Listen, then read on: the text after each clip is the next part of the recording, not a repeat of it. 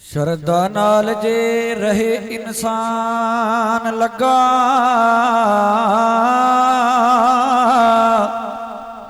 ਕਿਹੜਾ ਕੰਮ ਜੋ ਉਸ ਦਾ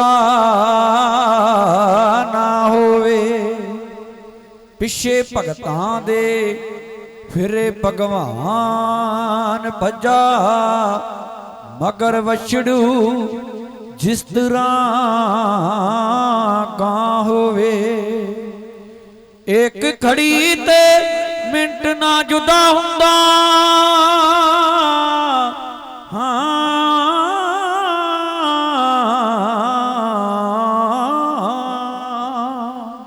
ਇੱਕ ਘੜੀ ਤੇ ਮਿੰਟ ਨਾ ਜੁਦਾ ਹੁੰਦਾ, ਪੁੱਤ ਨਾਲੋਂ ਨਾ ਜਿਸ ਤਰ੍ਹਾਂ ਮਾਂ ਹੋਵੇ। ਪਾਣੀ ਪਾਈਏ ਜਿਸ ਦਰਖਤ ਨੂੰ ਨੇਕ ਦਿਲ ਨਾ, ਠੰਡੀ ਕਿਉਂ ਨਾ ਉਸ ਦੀ ਛਾਂ ਹੋਵੇ। ਠੰਡੀ ਕਿਉਂ ਨਾ ਉਸ ਦੀ ਛਾਂ ਹੋਵੇ।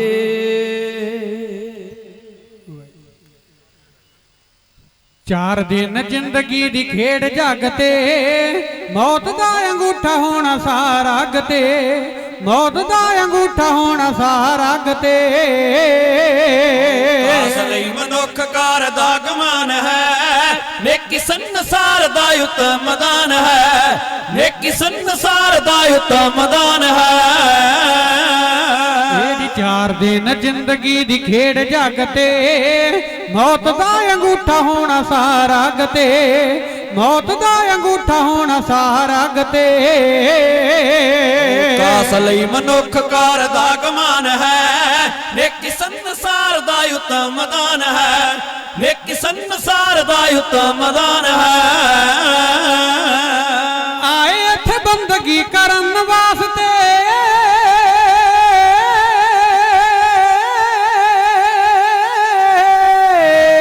ਝਾੜ ਕੇ ਵਿਸ਼ੇ ਦੇ ਰੰਗ ਹੱਦੋਂ ਜਾਸਤੇ।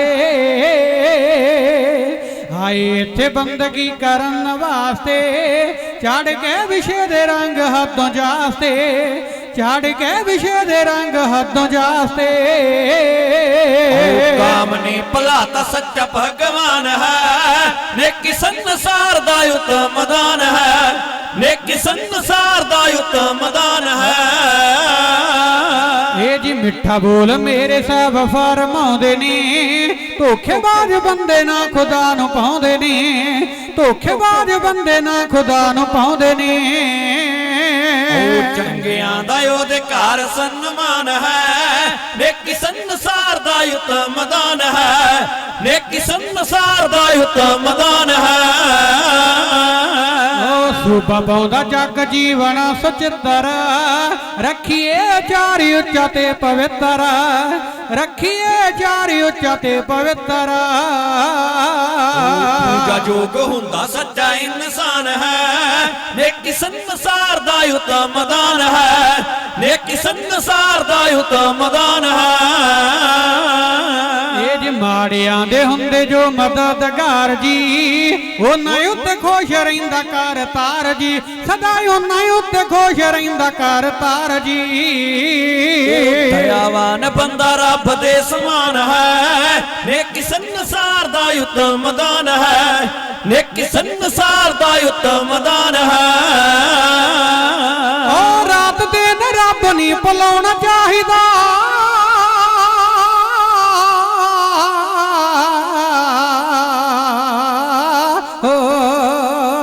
ਰਾਤ ਦਿਨ ਰੱਬ ਨਹੀਂ ਭੁਲਾਉਣਾ ਚਾਹੀਦਾ। ਅੱਠੇ ਪਹਿਰ ਹਰ ਜਸ ਗਾਉਣਾ ਚਾਹੀਦਾ, ਅੱਠੇ ਪਹਿਰ ਹਰ ਜਸ ਗਾਉਣਾ ਚਾਹੀਦਾ। ਕੀਰਤੀ ਪ੍ਰਭੂ ਦੀ ਸਭ ਤੋਂ ਮਹਾਨ ਹੈ, ਨੇਕੀ ਸੰਸਾਰ ਦਾ ਉਤਮ ਦਾਨ ਹੈ, ਨੇਕੀ ਸੰਸਾਰ ਦਾ ਉਤਮ ਦਾਨ ਹੈ।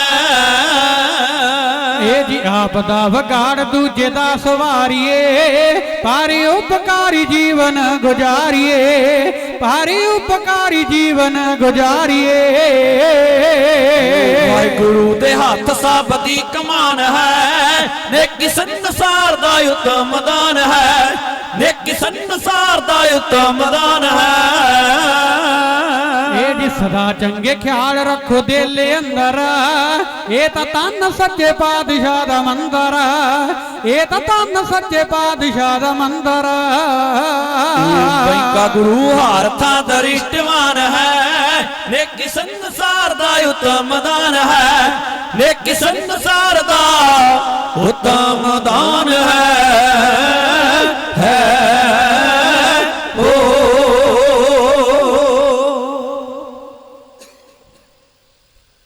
ਸਿੱਖ ਪੰਥ ਦੀ ਬਹੁਤ ਹੀ ਮਹਾਨ ਹਸਤੀ ਬ੍ਰਹਮ ਗਿਆਨੀ ਬਾਬਾ ਬੁੱਢਾ ਸਾਹਿਬ, ਉਹਨਾਂ ਦੇ ਸਥਾਨ ਤੇ ਜੁੜ ਕੇ ਬੈਠੇ ਹੋ। ਉਹ ਮਹਾਨ ਬ੍ਰਹਮ ਗਿਆਨੀ ਬਾਬਾ ਬੁੱਢਾ ਸਾਹਿਬ ਜਿਨ੍ਹਾਂ ਨੇ 8 ਗੁਰੂ ਸਾਹਿਬਾਨਾਂ ਦੇ ਦਰਸ਼ਨ ਕੀਤੇ, ਜਿਨ੍ਹਾਂ ਨੇ 5 ਗੁਰੂ ਸਾਹਿਬਾਨਾਂ ਨੂੰ ਗੁਰਤਾ ਗੱਦੀ ਤੇ ਬਿਠਾਉਣ ਦੀ ਰਸਮ ਅਦਾ ਕੀਤੀ, ਉਹਨਾਂ ਦੇ ਮਹਾਨ ਸਥਾਨ ਤੇ ਜੋੜ ਮੇਲਾ ਮਨਾ ਰਹੀ ਸਮੂਹ ਸਾਧ ਸੰਗਤ ਤੇ ਇੱਥੋਂ ਦੇ ਪ੍ਰਬੰਧਕ ਅਤੇ ਮਹਾਪੁਰਖ ਬਾਬਾ ਭਗਵੰਤ ਭਜਨ ਸਿੰਘ ਸਾਹਿਬ ਜੀ ਰਮਦਾਸ ਵਾਲੇ, ਮੇਰੇ ਬਹੁਤ ਹੀ ਸਤਿਕਾਰਯੋਗ ਵੱਡੇ ਭਾਈ ਸਾਹਿਬ ਰਜਿੰਦਰ ਸਿੰਘ ਜੀ ਬਾਜਵਾ, ਇਸ ਸਾਰੇ ਪਰਿਵਾਰ ਨੇ ਰਲ ਕੇ ਉਹਨਾਂ ਮਹਾਨ ਮਹਾਪੁਰਖਾਂ ਦਾ ਬੜੇ ਲੰਬੇ ਸਮੇਂ ਤੋਂ ਹਰ ਸਾਲ ਜੇਠ ਦੀ ਮੱਸਿਆ ਦੇ ਸਾਲਾਨਾ ਜੋੜ ਮੇਲਾ ਮਨਾਇਆ ਜਾਂਦਾ। ਮੈਂ ਆਪਣੇ ਉਸਤਾਦ ਪਿਤਾ ਕਵੀਸ਼ਰੀ ਦੇ ਬਾਬਾ ਬੋੜ ਗਿਆਨੀ ਜੋਗਾ ਸਿੰਘ ਜੋਗੀ ਇਹਨਾਂ ਨਾਲ ਜ਼ਿੰਦਗੀ ਦਾ ਬਹੁਤ ਲੰਮਾ ਸਮਾਂ ਇਸ ਸਟੇਜ ਤੇ ਆਣ ਕੇ ਤੇ ਸੇਵਾ ਕੀਤੀ। ਸੋ ਆਪਣੇ ਆਪ ਨੂੰ ਭਾਗਾਂ ਵਾਲਾ ਸਮਝਦਾ ਕਿ ਬਾਜਵਾ ਸਾਹਿਬ ਨੇ ਹੁਕਮ ਦੇ ਕੇ ਇਸ ਜੋੜ ਮੇਲੇ ਤੇ ਰੱਬ ਵਰਗੀਆਂ ਸੰਗਤਾਂ ਦੇ ਦਰਸ਼ਨ ਕਰਾਏ ਨੇ। ਆਓ ਸਭ ਤੋਂ ਪਹਿਲਾਂ ਸਾਹਿਬ ਸ੍ਰੀ ਗੁਰੂ ਗ੍ਰੰਥ ਸਾਹਿਬ ਨੂੰ ਸੀਸ ਝੁਕਾਓ, ਸਾਡੀ ਅਤੇ ਆਪਣੀ ਹਾਜ਼ਰੀ ਲਵਾਓ। ਇੱਕੇ ਵਾਰੀ ਕਹਿਣ ਤੇ ਸਰਬੱਤ ਸੰਗਤ ਗੱਜ ਕੇ ਆਖੋ ਵਾਹਿਗੁਰੂ ਜੀ ਕਾ ਖਾਲਸਾ ਵਾਹਿਗੁਰੂ ਜੀ ਕੀ ਫਤਿਹ। ਮੇਰੇ ਬਹੁਤ ਹੀ ਸਤਿਕਾਰਯੋਗ ਵੀਰ ਹਰਪ੍ਰੀਤ ਸਿੰਘ ਜੀ, ਉਹ 100 ਰੁਪਇਆ ਹਰਪ੍ਰੀਤ ਸਿੰਘ ਬੇਟਾ ਬਾਹਰ ਚਲ ਜਾਵੇ, ਉਹ ਬਾਹਰ ਜਾਣ ਵਾਸਤੇ ਅਰਦਾਸ ਕਰਾਉਂਦੇ ਨੇ ਸੱਚੇ ਪਾਤਸ਼ਾਹ ਉਹਨਾਂ ਦੇ ਬੇਟੇ ਨੂੰ ਬਾਹਰ ਘੱਲੇ, ਉਹ ਬਾਹਰ ਤਰੱਕੀ ਕਰਕੇ ਤੇ ਆਪਣੇ ਮਾਂ ਪਿਓ ਨੂੰ, ਆਪਣੇ ਪਰਿਵਾਰ ਨੂੰ, ਆਪਣੇ ਸੱਜਣਾ ਮਿੱਤਰਾਂ ਰਿਸ਼ਤੇਦਾਰਾਂ ਨੂੰ ਖੁਸ਼ਹਾਲ ਕਰ ਸਕਣ। ਇੱਕ ਹੋਰ ਵੀਰ ਜੀ ਕਹਿੰਦੇ ਮਹਾਰਾਜ ਕਿਰਪਾ ਕਰੇ ਪੋਤਰਾ ਮਿਲ ਜੇ, ਉਹ 100 ਰੁਪਇਆ ਅਰਦਾਸ ਕਰਾਉਂਦੇ, ਕਹਿੰਦੇ ਨਾਲੇ ਬੇਟੇ ਦਾ ਵੀਜ਼ਾ ਆ ਜਾਏ। ਇਹ ਵੀਰ ਜੀ ਨਾਨਕਪੁਰੀ ਟਾਂਡਾ ਗੁਰਦੁਆਰਾ ਸਾਹਿਬ ਅਸੀਂ ਵੀ ਦੀਵਾਨ ਲਾ ਕੇ ਆਏ, ਉੱਥੇ ਸੁਣ ਕੇ ਪੁੱਛਿਆ ਕਿੱਥੇ ਜਾਣਾ, ਮੈਂ ਕਿਹਾ ਬਿਸ਼ਨਪੁਰੀ ਚੱਲੇ, ਕਹਿੰਦੇ ਅਸੀਂ ਤੁਹਾਡਾ ਦੀਵਾਨ ਉੱਥੇ ਵੀ ਜਾ ਕੇ ਸੁਣਨਾ। ਸੋ ਬੜੀ ਖੁਸ਼ੀ ਦੀ ਗੱਲ ਹੈ, ਨਾਨਕਪੁਰੀ ਟਾਂਡੇ ਤੋਂ ਮੱਥਾ ਟੇਕ ਕੇ ਗੁਰੂ ਨਾਨਕ ਪਾਤਸ਼ਾਹ ਦੇ ਪਵਿੱਤਰ ਸਥਾਨ ਤੇ ਇਸ ਕਵੀਸ਼ਰੀ ਕਲਾ ਨਾਲ ਮੋਹ ਕਰਦੇ ਹੋਏ ਉਹ ਇਸ ਸਥਾਨ ਤੇ ਵੀ ਦੀਵਾਨ ਸੁਣਨ ਆਏ ਨੇ। ਮੈਂ ਆਪਣੇ ਜਥੇ ਵੱਲੋਂ ਉਹਨਾਂ ਵੀਰਾਂ ਦਾ ਧੰਨਵਾਦ ਕਰਦਾ ਜਿਹੜੇ ਉੱਥੋਂ ਇੱਥੇ ਆਣ ਕੇ ਫਿਰ ਦੀਵਾਨ ਸੁਣ ਰਹੇ। ਸੋ ਮੇਰੇ ਤੋਂ ਪਹਿਲਾਂ ਬਹੁਤ ਸਾਰੇ ਢਾਡੀ ਸਿੰਘਾਂ ਨੇ ਤੁਹਾਨੂੰ ਇਤਿਹਾਸ ਦੇ ਨਾਲ ਨਿਹਾਲ ਕੀਤਾ, ਬਾਬਾ ਜੀ ਹੁਣਾਂ ਨੇ ਧਾਰਨਾ ਦਾ ਕੀਰਤਨ ਕਰਕੇ ਤੁਹਾਨੂੰ ਕੀਰਤਨ ਨਾਲ ਨਿਹਾਲ ਕੀਤਾ। ਸੋ ਸਾਨੂੰ ਹੁਕਮ ਹੋਇਆ ਲਗਭਗ 1 ਘੰਟਾ ਬਾਬਾ ਭਗਵੰਤ ਭਜਨ ਸਿੰਘ ਸਾਹਿਬ ਹੁਣਾਂ ਦੇ ਨੇਕ ਸੁਪੁੱਤਰ ਡਾਕਟਰ ਪਨੀਤਪਾਲ ਸਿੰਘ ਜੀ ਗਿੱਲ, ਉਹਨਾਂ ਵੱਲੋਂ ਹੁਕਮ ਹੋਇਆ ਕਿ ਤੁਸਾਂ ਨੇ 1 ਘੰਟਾ ਕਵੀਸ਼ਰੀ ਦੀ ਸੇਵਾ ਕਰਨੀ ਆ। ਸੋ ਮਨ ਬਣਿਆ ਕਿ ਜਿਹੜੀ ਬਾਬਾ ਬੁੱਢਾ ਸਾਹਿਬ ਨੇ ਬਖਸ਼ਿਸ਼ ਕੀਤੀ, ਅਰਦਾਸ ਕੀਤੀ ਮਾਤਾ ਗੰਗਾ ਦੇ ਹੱਕ ਵਿੱਚ, ਆਖਿਆ ਮਾਂ ਗੰਗਾ ਤੁਹਾਡੇ ਘਰ ਏਡਾ ਮਹਾਬਲੀ, ਏਡਾ ਬਹਾਦਰ, ਏਡਾ ਸੂਰਮਾ, ਏਡਾ ਦਲੇਰ ਪੁੱਤਰ ਪੈਦਾ ਹੋਏਗਾ, ਜਿਵੇਂ ਮੈਂ ਮੁੱਕੀ ਮਾਰ ਕੇ ਗੰਢਾ ਭੰਨ ਦਿੱਤਾ ਉਹ ਵੱਡੇ ਵੱਡੇ ਜਰਵਾਣਿਆਂ ਦੇ ਸਿਰ ਫੇਣ ਦੀ ਤਾਕਤ ਰੱਖਦਾ ਹੋਵੇਗਾ। ਉਸ ਮਹਾਬਲੀ ਦਾ ਇੱਕ ਪ੍ਰਸੰਗ ਤੁਹਾਡੇ ਨਾਲ ਸ਼ੁਰੂ ਕਰਕੇ ਆਪਣੇ ਨੀਅਤ ਦਿੱਤੇ ਹੋਏ ਸਮੇਂ ਵਿੱਚ ਉਸ ਪ੍ਰਸੰਗ ਨੂੰ ਰਿਜ਼ਲਟ ਤੇ ਖੜ ਕੇ ਤੁਹਾਡੇ ਕੋਲੋਂ ਖੁਸ਼ੀਆਂ ਲਵਾਂਗੇ। ਗੁਰੂ ਪੰਚਮ ਪਾਤਸ਼ਾਹ ਦੀ ਸ਼ਹਾਦਤ 1606 2 ਹਾੜ 16 ਜੂਨ ਨੂੰ ਹੋਈ। ਪੰਚਮ ਪਾਤਸ਼ਾਹ ਦੀ ਸ਼ਹਾਦਤ ਤੋਂ ਬਾਅਦ ਦਿੱਲੀ ਸਰਕਾਰ ਜਿਹੜੀ ਸੀ ਉਹ ਫੇਰ ਗੁਰੂ ਹਰਗੋਬਿੰਦ ਪਾਤਸ਼ਾਹ ਤੇ ਵਾਰ ਕਰਨਾ ਚਾਹੁੰਦੀ ਸੀ। ਜਹਾਂਗੀਰ ਨੇ ਵਜ਼ੀਰ ਖਾਂ ਵਜ਼ੀਰ ਨੂੰ ਭੇਜ ਕੇ ਇੱਕ ਖਤ ਲਿਖ ਕੇ ਭੇਜਿਆ ਕਿ ਗੁਰੂ ਹਰਗੋਬਿੰਦ ਪਾਤਸ਼ਾਹ ਨੂੰ ਕਹੋ ਸਾਡੇ ਨਾਲ ਦਿੱਲੀ ਆਣ ਕੇ ਗੱਲਬਾਤ ਕਰਨ। ਵਜ਼ੀਰ ਖਾਂ ਵਜ਼ੀਰ ਆਇਆ, ਚਿੱਠੀ ਲੈ ਕੇ ਅੰਮ੍ਰਿਤਸਰ ਸਾਹਿਬ ਆਇਆ, ਗੁਰੂ ਹਰਗੋਬਿੰਦ ਪਾਤਸ਼ਾਹ ਦੇ ਸਾਹਮਣੇ ਆਣ ਕੇ ਨਮਸਕਾਰ ਕੀਤੀ, ਮੱਥਾ ਟੇਕਿਆ, ਕਿਉਂਕਿ ਵਜ਼ੀਰ ਖਾਂ ਵਜ਼ੀਰ ਉਹਦਾ ਸਿੱਖੀ ਦੇ ਵੱਲ ਪਹਿਲਾਂ ਹੀ ਝੁਕਾਅ ਸੀ। ਇਹਨੂੰ ਲੱਗੀ ਸੀ ਯੋਧਰਵਾਦੀ ਬਿਮਾਰੀ, ਪੇਟ ਫੁੱਲਣਾ ਸ਼ੁਰੂ ਹੋ ਗਿਆ, ਬੜੇ ਹਕੀਮਾਂ ਕੋਲੋਂ ਦਵਾ ਲਈ ਪਰ ਕਿਤੇ ਉਹ ਫਰਕ ਨਾ ਪਿਆ। ਇਹਨੂੰ ਕਿਸ ਭਲੇ ਪੁਰਸ਼ ਨੇ ਆਖਿਆ ਗੁਰੂ ਅਰਜਨ ਦੇਵ ਪਾਤਸ਼ਾਹ ਦੇ ਦਰਬਾਰ ਸੱਚਖੰਡ ਸ੍ਰੀ ਹਰਮੰਦਰ ਸਾਹਿਬ ਜਾਓ, ਉੱਥੋਂ ਤੁਹਾਡੀ ਬਿਮਾਰੀ ਦਾ ਇਲਾਜ ਹੋ ਸਕਦਾ ਹੈ। ਵਜ਼ੀਰ ਖਾਂ ਵਜ਼ੀਰ ਆਇਆ, ਉਦੋਂ ਸਰੋਵਰ ਦੀ ਸੇਵਾ ਚੱਲ ਰਹੀ ਸੀ। ਬ੍ਰਹਮ ਗਿਆਨੀ ਬਾਬਾ ਬੁੱਢਾ ਸਾਹਿਬ ਆਪਣੇ ਸਿਰ ਤੇ ਲੈ ਕੇ ਟੋਕਰਾ, ਉਹ ਗਾਰ ਵਾਲਾ ਟੋਕਰਾ ਬਾਹਰ ਸੁੱਟਣ ਜਾ ਰਹੇ ਸਨ। ਉਹਦੀ ਇੱਕ ਛਲਤ ਗਿੱਠ ਡੇਢ ਗਿੱਠ ਸਾਈਡ ਤੇ ਵਧੀ ਹੋਈ ਸੀ। ਕੁਦਰਤ ਨੇ ਐਸਾ ਕ੍ਰਿਸ਼ਮਾ ਕੀਤਾ, ਬਾਬਾ ਬੁੱਢਾ ਸਾਹਿਬ ਦਾ ਪੈਰ ਤਿਲਕਿਆ। ਟੋਕਰਾ ਜਦੋਂ ਡਿੱਗਣ ਲੱਗਾ ਸਿਰ ਤੋਂ, ਕੋਲ ਦੀ ਵਜ਼ੀਰ ਖਾਂ ਵਜ਼ੀਰ ਲੰਘ ਰਿਹਾ ਸੀ, ਉਹਦੇ ਪੇਟ ਵਿੱਚ ਉਹ ਛਿਲਤ ਵੱਜ ਗਈ। ਉਹਦੇ ਪੇਟ ਦਾ ਗੰਦਾ ਪਾਣੀ ਸਾਰਾ ਬਾਹਰ ਨਿਕਲ ਗਿਆ। ਗੁਰੂ ਅਰਜਨ ਦੇਵ ਪਾਤਸ਼ਾਹ ਨੇ ਪੱਟੀ ਕਰਾਈ, ਦੁਆ ਕਰਾਈ ਤੇ ਨਾਲ ਦੁਆ ਆਪ ਕੀਤੀ ਕਿ ਸੱਚੇ ਪਾਤਸ਼ਾਹ ਇਹ ਤੁਹਾਡੇ ਦਰ ਤੇ ਆਇਆ ਗੁਰੂ ਰਾਮਦਾਸ ਪਾਤਸ਼ਾਹ, ਤੁਹਾਡੀ ਨਗਰੀ ਵਿੱਚ ਇਹਨੂੰ ਤੰਦਰੁਸਤੀ ਦਿਓ। ਉਹ ਰਾਜੀ ਹੋ ਗਿਆ। ਉਸ ਵੇਲੇ ਤੋਂ ਉਹਦਾ ਸਿੱਖੀ ਵੱਲ ਝੁਕਾਅ ਸੀ ਵਜ਼ੀਰ ਖਾਂ ਵਜ਼ੀਰ ਦਾ। ਉਹਨੇ ਗੁਰੂ ਹਰਗੋਬਿੰਦ ਪਾਤਸ਼ਾਹ ਨੂੰ ਆਖਿਆ, ਸੱਚੇ ਪਾਤਸ਼ਾਹ ਤੁਹਾਨੂੰ ਦਿੱਲੀ ਦਾ ਬਾਦਸ਼ਾਹ ਜਹਾਂਗੀਰ ਦਿੱਲੀ ਸਾਦਾ ਹੈ। ਗੁਰੂ ਹਰਗੋਬਿੰਦ ਪਾਤਸ਼ਾਹ ਨੇ ਮਾਤਾ ਗੰਗਾ ਜੀ ਨਾਲ ਸਲਾਹ ਕੀਤੀ। ਮਾਤਾ ਗੰਗਾ ਜੀ ਨੇ ਆਖਿਆ, ਬੇਟਾ ਬ੍ਰਹਮ ਗਿਆਨੀ ਬਾਬਾ ਬੁੱਢਾ ਸਾਹਿਬ ਬੜੇ ਮਹਾਨ ਮਹਾਂਪੁਰਖ ਨੇ, ਜਿਨ੍ਹਾਂ ਨੇ ਹੁਣ ਤੱਕ ਗੁਰੂ ਸਾਹਿਬਾਨਾਂ ਦੇ ਦਰਸ਼ਨ ਕੀਤੇ। ਗੁਰੂ ਨਾਨਕ ਪਾਤਸ਼ਾਹ ਕੋਲੋਂ ਅਨੇਕਾਂ ਅਸੀਸਾਂ ਲਈਆਂ, ਅਨੇਕਾਂ ਵਰਲੇ, ਉਹਨਾਂ ਦੇ ਨਾਲ ਸਲਾਹ ਜ਼ਰੂਰ ਕੀਤੀ ਜਾਵੇ। ਬਾਬਾ ਬੁੱਢਾ ਸਾਹਿਬ ਨਾਲ ਸਲਾਹ ਕੀਤੀ। ਉਹਨਾਂ ਆਖਿਆ, ਗੁਰੂ ਸਾਹਿਬ ਜਾਣਾ ਜ਼ਰੂਰ ਚਾਹੀਦਾ ਹੈ, ਪਰ ਰਾਜਨੀਤੀ ਦੇ ਮਾਹਿਰ ਬਹਾਦਰ ਬਾਬਾ ਬਿਧੀ ਚੰਦ ਨਾਲ ਸਲਾਹ ਕਰੋ। ਬਹਾਦਰ ਬਿਧੀ ਚੰਦ ਨਾਲ ਸਲਾਹ ਕੀਤੀ ਗਈ। ਬਹਾਦਰ ਬਿਧੀ ਚੰਦ ਨੇ ਆਖਿਆ, ਸੱਚੇ ਪਾਤਸ਼ਾਹ ਸਾਨੂੰ ਦਿੱਲੀ ਜਾਣਾ ਚਾਹੀਦਾ, ਵੈਰੀ ਦੀ ਨੀਤੀ ਦਾ ਪਤਾ ਲੱਗ ਜਾਵੇ। ਗੁਰੂ ਹਰਗੋਬਿੰਦ ਪਾਤਸ਼ਾਹ ਆਪਣੇ ਨਿਕਟਵਰਤੀ ਸਿੱਖਾਂ ਨੂੰ ਨਾਲ ਲੈ ਕੇ ਬਹਾਦਰ ਬਿਧੀ ਚੰਦ ਜੀ, ਬਾਬਾ ਜੇਠਾ ਜੀ, ਬਾਬਾ ਪੈੜਾ ਜੀ, ਬਾਬਾ ਪ੍ਰਾਣਾ ਜੀ, ਇਹਨਾਂ ਨੂੰ ਨਾਲ ਲੈ ਕੇ ਦਿੱਲੀ ਚਲੇ ਗਏ। ਜਹਾਂਗੀਰ ਨਾਲ ਮੇਲ ਹੋਇਆ, ਬਹੁਤ ਸਾਰੀਆਂ ਦੁਨਿਆਵੀ ਗੱਲਾਂ ਹੋਈਆਂ, ਬਹੁਤ ਸਾਰੀਆਂ ਰਾਜਨੀਤਿਕ ਗੱਲਾਂ ਹੋਈਆਂ। ਜਹਾਂਗੀਰ ਕਹਿਣ ਲੱਗਾ, ਸੱਚੇ ਪਾਤਸ਼ਾਹ ਮੇਰੇ ਮਹਿਲਾਂ ਵਿੱਚ ਰਾਤ ਕੱਟੋ। ਗੁਰੂ ਹਰਗੋਬਿੰਦ ਪਾਤਸ਼ਾਹ ਨੇ ਆਖਿਆ, ਤੇਰੇ ਮਹਿਲਾਂ ਵਿੱਚ ਨਹੀਂ, ਰਾਤ ਕੱਟਾਂਗੇ ਦਿੱਲੀ ਦੇ ਬਾਰ-ਬਾਰ ਬਾਈਪਾਸ ਤੇ, ਜਿੱਥੇ ਅੱਜ ਗੁਰਦੁਆਰਾ ਮਜਨੂ ਟਿੱਲਾ ਹੈ, ਉੱਥੇ ਗੁਰੂ ਹਰਗੋਬਿੰਦ ਪਾਤਸ਼ਾਹ ਨੇ ਰਾਤ ਕੱਟੀ। ਅਗਲਾ ਦਿਨ ਚੜਿਆ, ਜਹਾਂਗੀਰ ਆਇਆ, ਕਹਿੰਦਾ, ਸੱਚੇ ਪਾਤਸ਼ਾਹ ਮੇਰੇ ਮਨ ਦੀ ਖਾਸ਼ ਹੈ ਕਿ ਦੋਨੋਂ ਹੀ ਸਰਕਾਰਾਂ, ਤੁਸੀਂ ਸਿੱਖਾਂ ਦੇ ਸੱਚੇ ਪਾਤਸ਼ਾਹ, ਮੈਂ ਦਿੱਲੀ ਦਰਬਾਰ ਦਾ ਬਾਦਸ਼ਾਹ, ਆਪਾਂ ਦੋਨੋਂ ਹੀ ਸਰਕਾਰਾਂ ਜੰਗਲ ਨੂੰ ਚੱਲੀਏ, ਸ਼ਿਕਾਰ ਖੇਡਣ ਨੂੰ ਚਿੱਤ ਕਰਦਾ। ਗੁਰੂ ਹਰਗੋਬਿੰਦ ਪਾਤਸ਼ਾਹ ਨੇ ਹਾਂ ਵਿੱਚ ਹਾਂ ਮਿਲਾਈ, ਆਪਣੇ ਬਹਾਦਰ ਸੂਰਮਿਆਂ ਨੂੰ ਨਾਲ ਤਿਆਰੀ ਦਾ ਹੁਕਮ ਦਿੱਤਾ। ਜੰਗਲ ਵੱਲ ਨੂੰ ਤੁਰ ਪਏ। ਅੱਗੋਂ ਇੱਕ ਬੱਬਰ ਸ਼ੇਰ ਨਿਕਲਿਆ। ਜਦੋਂ ਬੱਬਰ ਸ਼ੇਰ ਨੇ ਮਾਰੀ ਭਵਕ, ਜਹਾਂਗੀਰ ਦੇ ਪਾਪ ਕੰਬ ਗਏ। ਲਾਲ ਸਿੰਘ ਕੰਵਰ ਕਹਿੰਦਾ, ਮਜਬ ਦਾ ਡਰ ਨਹੀਂ, ਗਜਬ ਦਾ ਡਰ ਨਹੀਂ, ਕਰਤੂਤ ਦਾ ਡਰ ਹੈ ਕੰਵਰ, ਉਂਝ ਰੱਬ ਦਾ ਵੀ ਡਰ ਨਹੀਂ। ਜਹਾਂਗੀਰ ਦੀ ਕਰਤੂਤ ਮਾੜੀ ਸੀ, ਕਿਉਂਕਿ ਪੰਚਮ ਪਾਤਸ਼ਾਹ ਨੂੰ ਬਿਨਾਂ ਦੋਸ਼ ਤੋਂ ਤਤੀ ਤਵੀ ਤੇ ਬਿਠਾ ਕੇ ਉਬਲਦੀ ਦੇਗ ਵਿੱਚ ਉਬਾਲ ਕੇ ਰਾਵੀ ਦਰਿਆ ਵਿੱਚ ਡੋਬ ਕੇ ਸ਼ਹੀਦ ਕੀਤਾ ਸੀ। ਹੁਣ ਵੀ ਉਹਦੀ ਨੀਤੀ ਸੀ ਗੁਰੂ ਹਰਗੋਬਿੰਦ ਪਾਤਸ਼ਾਹ ਨੂੰ ਆਪਣੇ ਰਸਤੇ ਤੋਂ ਪਾਸੇ ਕਰਨ ਦੀ। ਜਦੋਂ ਬੱਬਰ ਸ਼ੇਰ ਨੇ ਭਵਕ ਮਾਰੀ, ਜਹਾਂਗੀਰ ਕੰਬ ਗਿਆ। ਚੰਦੂ ਕੋਲ ਖੜਾ ਸੀ, ਬੜਾ ਚਲਾਕ ਸੀ ਚੰਦੂ। ਕਹਿੰਦਾ ਜਹਾਂਗੀਰ ਨੂੰ, ਜਹਾਂਗੀਰ ਬਾਦਸ਼ਾਹ ਦੋ ਗੱਲਾਂ ਨੇ, ਗੁਰੂ ਹਰਗੋਬਿੰਦ ਪਾਤਸ਼ਾਹ ਨੂੰ ਕਰੋ ਬੇਨਤੀ, ਜੇ ਤੇ ਸ਼ੇਰ ਕੋਲੋਂ ਸਾਡੀ ਜਾਨ ਬਚਾ ਦੇਣਗੇ ਤਾਂ ਵੀ ਸਾਡੀ ਜਾਨ ਬਚ ਜਾਏਗੀ, ਜੇ ਸ਼ੇਰ ਗੁਰੂ ਹਰਗੋਬਿੰਦ ਪਾਤਸ਼ਾਹ ਨੂੰ ਖਤਮ ਕਰ ਦੇਗਾ, ਆਪਣਾ ਦੋਵਾਂ ਦਾ ਵੈਰੀ ਰਾਹ ਚੋਂ ਪਾਸੇ ਹੋ ਜਾਵੇਗਾ। ਜਹਾਂਗੀਰ ਗੁਰੂ ਹਰਗੋਬਿੰਦ ਪਾਤਸ਼ਾਹ ਦੇ ਲਾ ਕੇ ਗੋਡਿਆਂ ਨੂੰ ਹੱਥ, ਕਹਿੰਦਾ, ਸੱਚੇ ਪਾਤਸ਼ਾਹ ਆਓ ਉਸ ਸ਼ੇਰ ਦੇ ਕੋਲੋਂ ਸਾਡੀ ਜਾਨ ਬਚਾ ਦਿਓ, ਜਾਂ ਆਪ ਰਾਖੀ ਕਰੋ, ਜਾਂ ਆਪਣੇ ਕਿਸੇ ਸਿੱਖ ਨੂੰ ਕਹਿ ਦਿਓ, ਮੂੰਹੋਂ ਮੰਗੇ ਆਰਾਮ ਦੇ ਦਿਆਂਗੇ ਤੁਹਾਡੇ ਸਿੱਖਾਂ ਨੂੰ।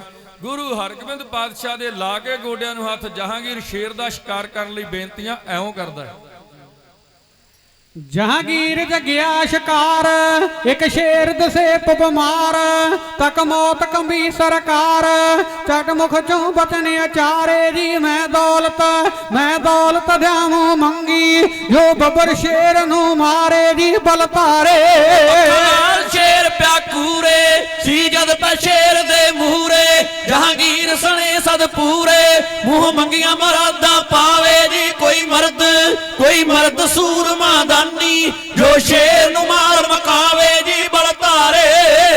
ਜਹਾਂਗੀਰ ਜਗਿਆ ਸ਼ਿਕਾਰ ਇੱਕ ਸ਼ੇਰ ਦਸੇ ਤੋਂ ਬਿਮਾਰ ਤੱਕ ਮੌਤ ਕਮੀ ਸਰਕਾਰ ਝਟ ਮੁਖ ਚੋਂ ਬਜਨੇ ਅਚਾਰੇ ਜੀ ਮੈਂ ਦੌਲਤ ਦਿਆਮੋ ਮੰਗੀ ਜੋ ਬੱਬਰ ਸ਼ੇਰ ਨੂੰ ਮਾਰੇ ਜੀ ਬਲਤਾਰੇ ਅੱਖਾਂ ਲਾਲ ਸ਼ੇਰ ਪਿਆ ਕੂਰੇ ਸੀ ਜਦ ਪੈ ਸ਼ੇਰ ਦੇ ਮੂਹਰੇ ਜਹਾਂਗੀਰ ਸਣੇ ਸਦ ਪੂਰੇ ਮੂੰਹ ਮੰਗੀਆਂ ਮੁਰਾਦਾਂ ਪਾਵੇ ਜੀ ਕੋਈ ਮਰਦ ਸੂਰਮਾ ਦਾਨੀ ਜੋ ਸ਼ੇਰ ਨੂੰ ਮਾਰ ਮਕਾਵੇ ਜੀ ਬਲਤਾਰੇ ਤੱਕ ਦਿਲ ਸਭਨਾ ਦਾ ਧੜਕੇ ਗੱਲ ਕਹਿਣੇ ਅੱਲਾਹੂ ਪੜ ਕੇ ਆਈ ਫੌਜ ਬਰਾਦੀ ਚੜ ਕੇ ਜਿੰਦ ਮੌਤ ਦੇ ਹੋਣ ਨਤਾਰੇ ਜੀ ਮੈਂ ਦੌਲਤ ਦਿਆਮੋ ਮੰਗੀ ਜੋ ਬੱਬਰ ਸ਼ੇਰ ਨੂੰ ਮਾਰੇ ਜੀ ਬਲਤਾਰੇ ਅੱਲਾ ਕਰੋਪੀ ਹੋਈ ਕੀ ਅੱਲਾ ਕਰੋਪੀ ਹੋਈ ਭੈੜੀ ਵਗਿਆ ਕੋਈ ਜਿੰਦ ਪਲ ਵਿੱਚ ਜਾਪੇ ਮੋਈ ਕੋਈ ਖੌਫ ਖੁਦਾ ਦਾ ਖਾਵੇ ਨੀ ਕੋਈ ਮਰਦ ਸੂਰਮਾ ਦਾਨੀ ਜੋ ਸ਼ੇਰ ਨੂੰ ਮਾਰ ਮਕਾਵੇ ਜੀ ਬਲਤਾਰੇ ਗੁਰੂ ਨਾਨਕ ਯਾਰਾ ਪੀਰਾ ਜਿਹਦੇ ਸੇਵਕ ਕੀਰ ਅਮੀਰ ਮੇਰਾ ਦਿਲ ਨਹੀਂ ਬਣਦਾ ਤੀਰ ਪਈ ਬਿਪਤਾ ਸਿਰ ਤੋਂ ਟਾਰੇ ਜੀ ਮੈਂ ਦੌਲਤ ਦਿਆਮੋ ਮੰਗੀ ਜੋ ਬੱਬਰ ਸ਼ੇਰ ਨੂੰ ਮਾਰੇ ਜੀ ਬਲਤਾਰੇ ਮੈਨੂੰ ਦਿਸਦੇ ਵਿਗੜੇ ਤੌਰ ਖੁੱਸ ਜਾਣਾ ਤਖਤ ਲਾਹੌਰ ਜਿੰਦ ਟੁੱਟ ਰਹੀ ਮਾਰੇ ਦੌੜ ਕੋਈ ਕਿਲਾ ਮੌਤ ਦਾ ਢਾਵੇ ਜੀ ਕੋਈ ਮਰਦ ਸੂਰਮਾ ਦਾਨੀ ਜੋ ਸ਼ੇਰ ਨੂੰ ਮਾਰ ਮਕਾਵੇ ਜੀ ਬਲਤਾਰੇ ਕਬਰ ਜੂ ਯਾਦ ਨਿਸ਼ਾਨੀ ਨਹੀਂ ਭੁੱਲਣੀ ਐਸ਼ ਕਹਾਣੀ ਕੋਈ ਮਾਰੇ ਨਾ ਸੁਖ ਵਿੱਚ ਪਾਨੀ ਲੱਖ ਤਰਬਾਂ ਮਹਿਲ ਮਨਾਰੇ ਜੀ ਮੈਂ ਦੌਲਤ ਦਿਆਮੋ ਮੰਗੀ ਜੋ ਬੱਬਰ ਸ਼ੇਰ ਨੂੰ ਮਾਰੇ ਜੀ ਬਲਤਾਰੇ ਵੇਖਦਾ ਚੰਦੂ ਚੰਡਾਲ ਕਹੇ ਅੱਜ ਸਭਨਾ ਦਾ ਕਾਲ ਭੁੱਲ ਗਈ ਜ਼ਿੰਦਗੀ ਦੀ ਚਾਲ ਕਹਿ ਸ਼ਾਹ ਗੁਰਾਂ ਨੂੰ ਢਾਵੇ ਜੀ ਕੋਈ ਮਰਦ ਸੂਰਮਾ ਦਾਨੀ ਜੋ ਸ਼ੇਰ ਨੂੰ ਮਾਰ ਮਕਾਵੇ ਜੀ ਬਲਤਾਰੇ ਜਹਾਂਗੀਰ ਗੁਰਾਂ ਨੂੰ ਆਖੇ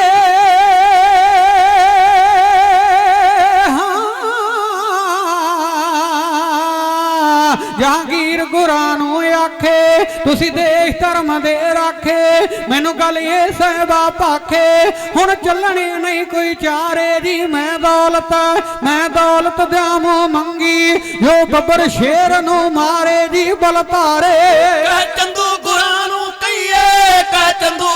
ਨੂੰ ਕਹੀਏ ਪਹਿਲਾ ਮੌਕਾ ਗੁਰਾਂ ਨੂੰ ਦਈਏ ਫਿਰ ਆਪਾਂ ਸ਼ੇਰ ਨੂੰ ਪਈਏ ਗੱਲ ਤਾਂ ਇਹ ਸੂਤਰ ਆਵੇ ਜੀ ਕੋਈ ਮਰਦ ਸੂਰਮਾ ਦਾਨੀ ਜੋ ਸ਼ੇਰ ਨੂੰ ਮਾਰ ਮਕਾਵੇ ਜੀ ਬਲਤਾਰੇ ਜਹਾਂਗੀਰ ਕਹੇ ਹੱਥ ਜੋੜ ਹੁਣ ਮੌਤ ਨਹੀਂ ਕਰਨਾ ਛੋੜ ਦੇ ਨਵਾਂ ਜਨਮ ਕੋਈ ਮੋੜ ਜਿੰਦ ਮੌਤ ਕਰਨ ਬਟਵਾਰੇ ਜੀ ਮੈਂ ਦੌਲਤ ਦਿਆਮੋ ਮੰਗੀ ਜੋ ਬੱਬਰ ਸ਼ੇਰ ਨੂੰ ਮਾਰੇ ਜੀ ਬਲਤਾਰੇ ਪੈਨੀ ਮੇਰੀ ਪੀਰੀ ਲੱਗੇ ਆਖਣ ਗੱਲ ਅਖੀਰੀ ਕਿਉਂ ਛਾਜੀ ਫੜੀ ਦਲਗੀਰੀ ਜੋਗੀ ਨੂੰ ਮੱਖਣ ਪਾਵੇ ਜੀ ਕੋਈ ਮਰਦ ਸੂਰਮਾ ਦਾਨੀ ਜੋ ਸ਼ੇਰ ਨੂੰ ਮਾਰ ਮਕਾਵੇ ਜੀ ਬਲਤਾਰੇ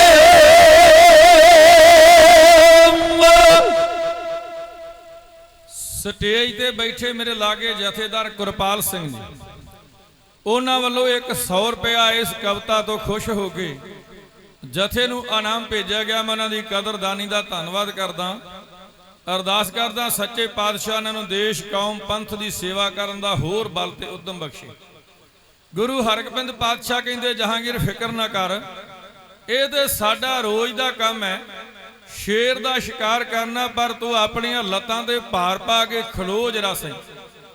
ਜਹਾਂਗੀਰ ਖਲੋ ਗਿਆ। ਗੁਰੂ ਹਰਗੋਬਿੰਦ ਪਾਤਸ਼ਾਹ ਆਪਣੇ ਖੱਬੇ ਹੱਥ ਵਿੱਚ ਢਾਲ ਲੈ ਕੇ ਸੱਜੇ ਹੱਥ ਵਿੱਚ ਤਲਵਾਰ ਲੈ ਕੇ ਸ਼ੇਰ ਦਾ ਸ਼ਿਕਾਰ ਕਰਨ ਵਾਸਤੇ ਅੱਗੇ ਨਿਕਲੇ।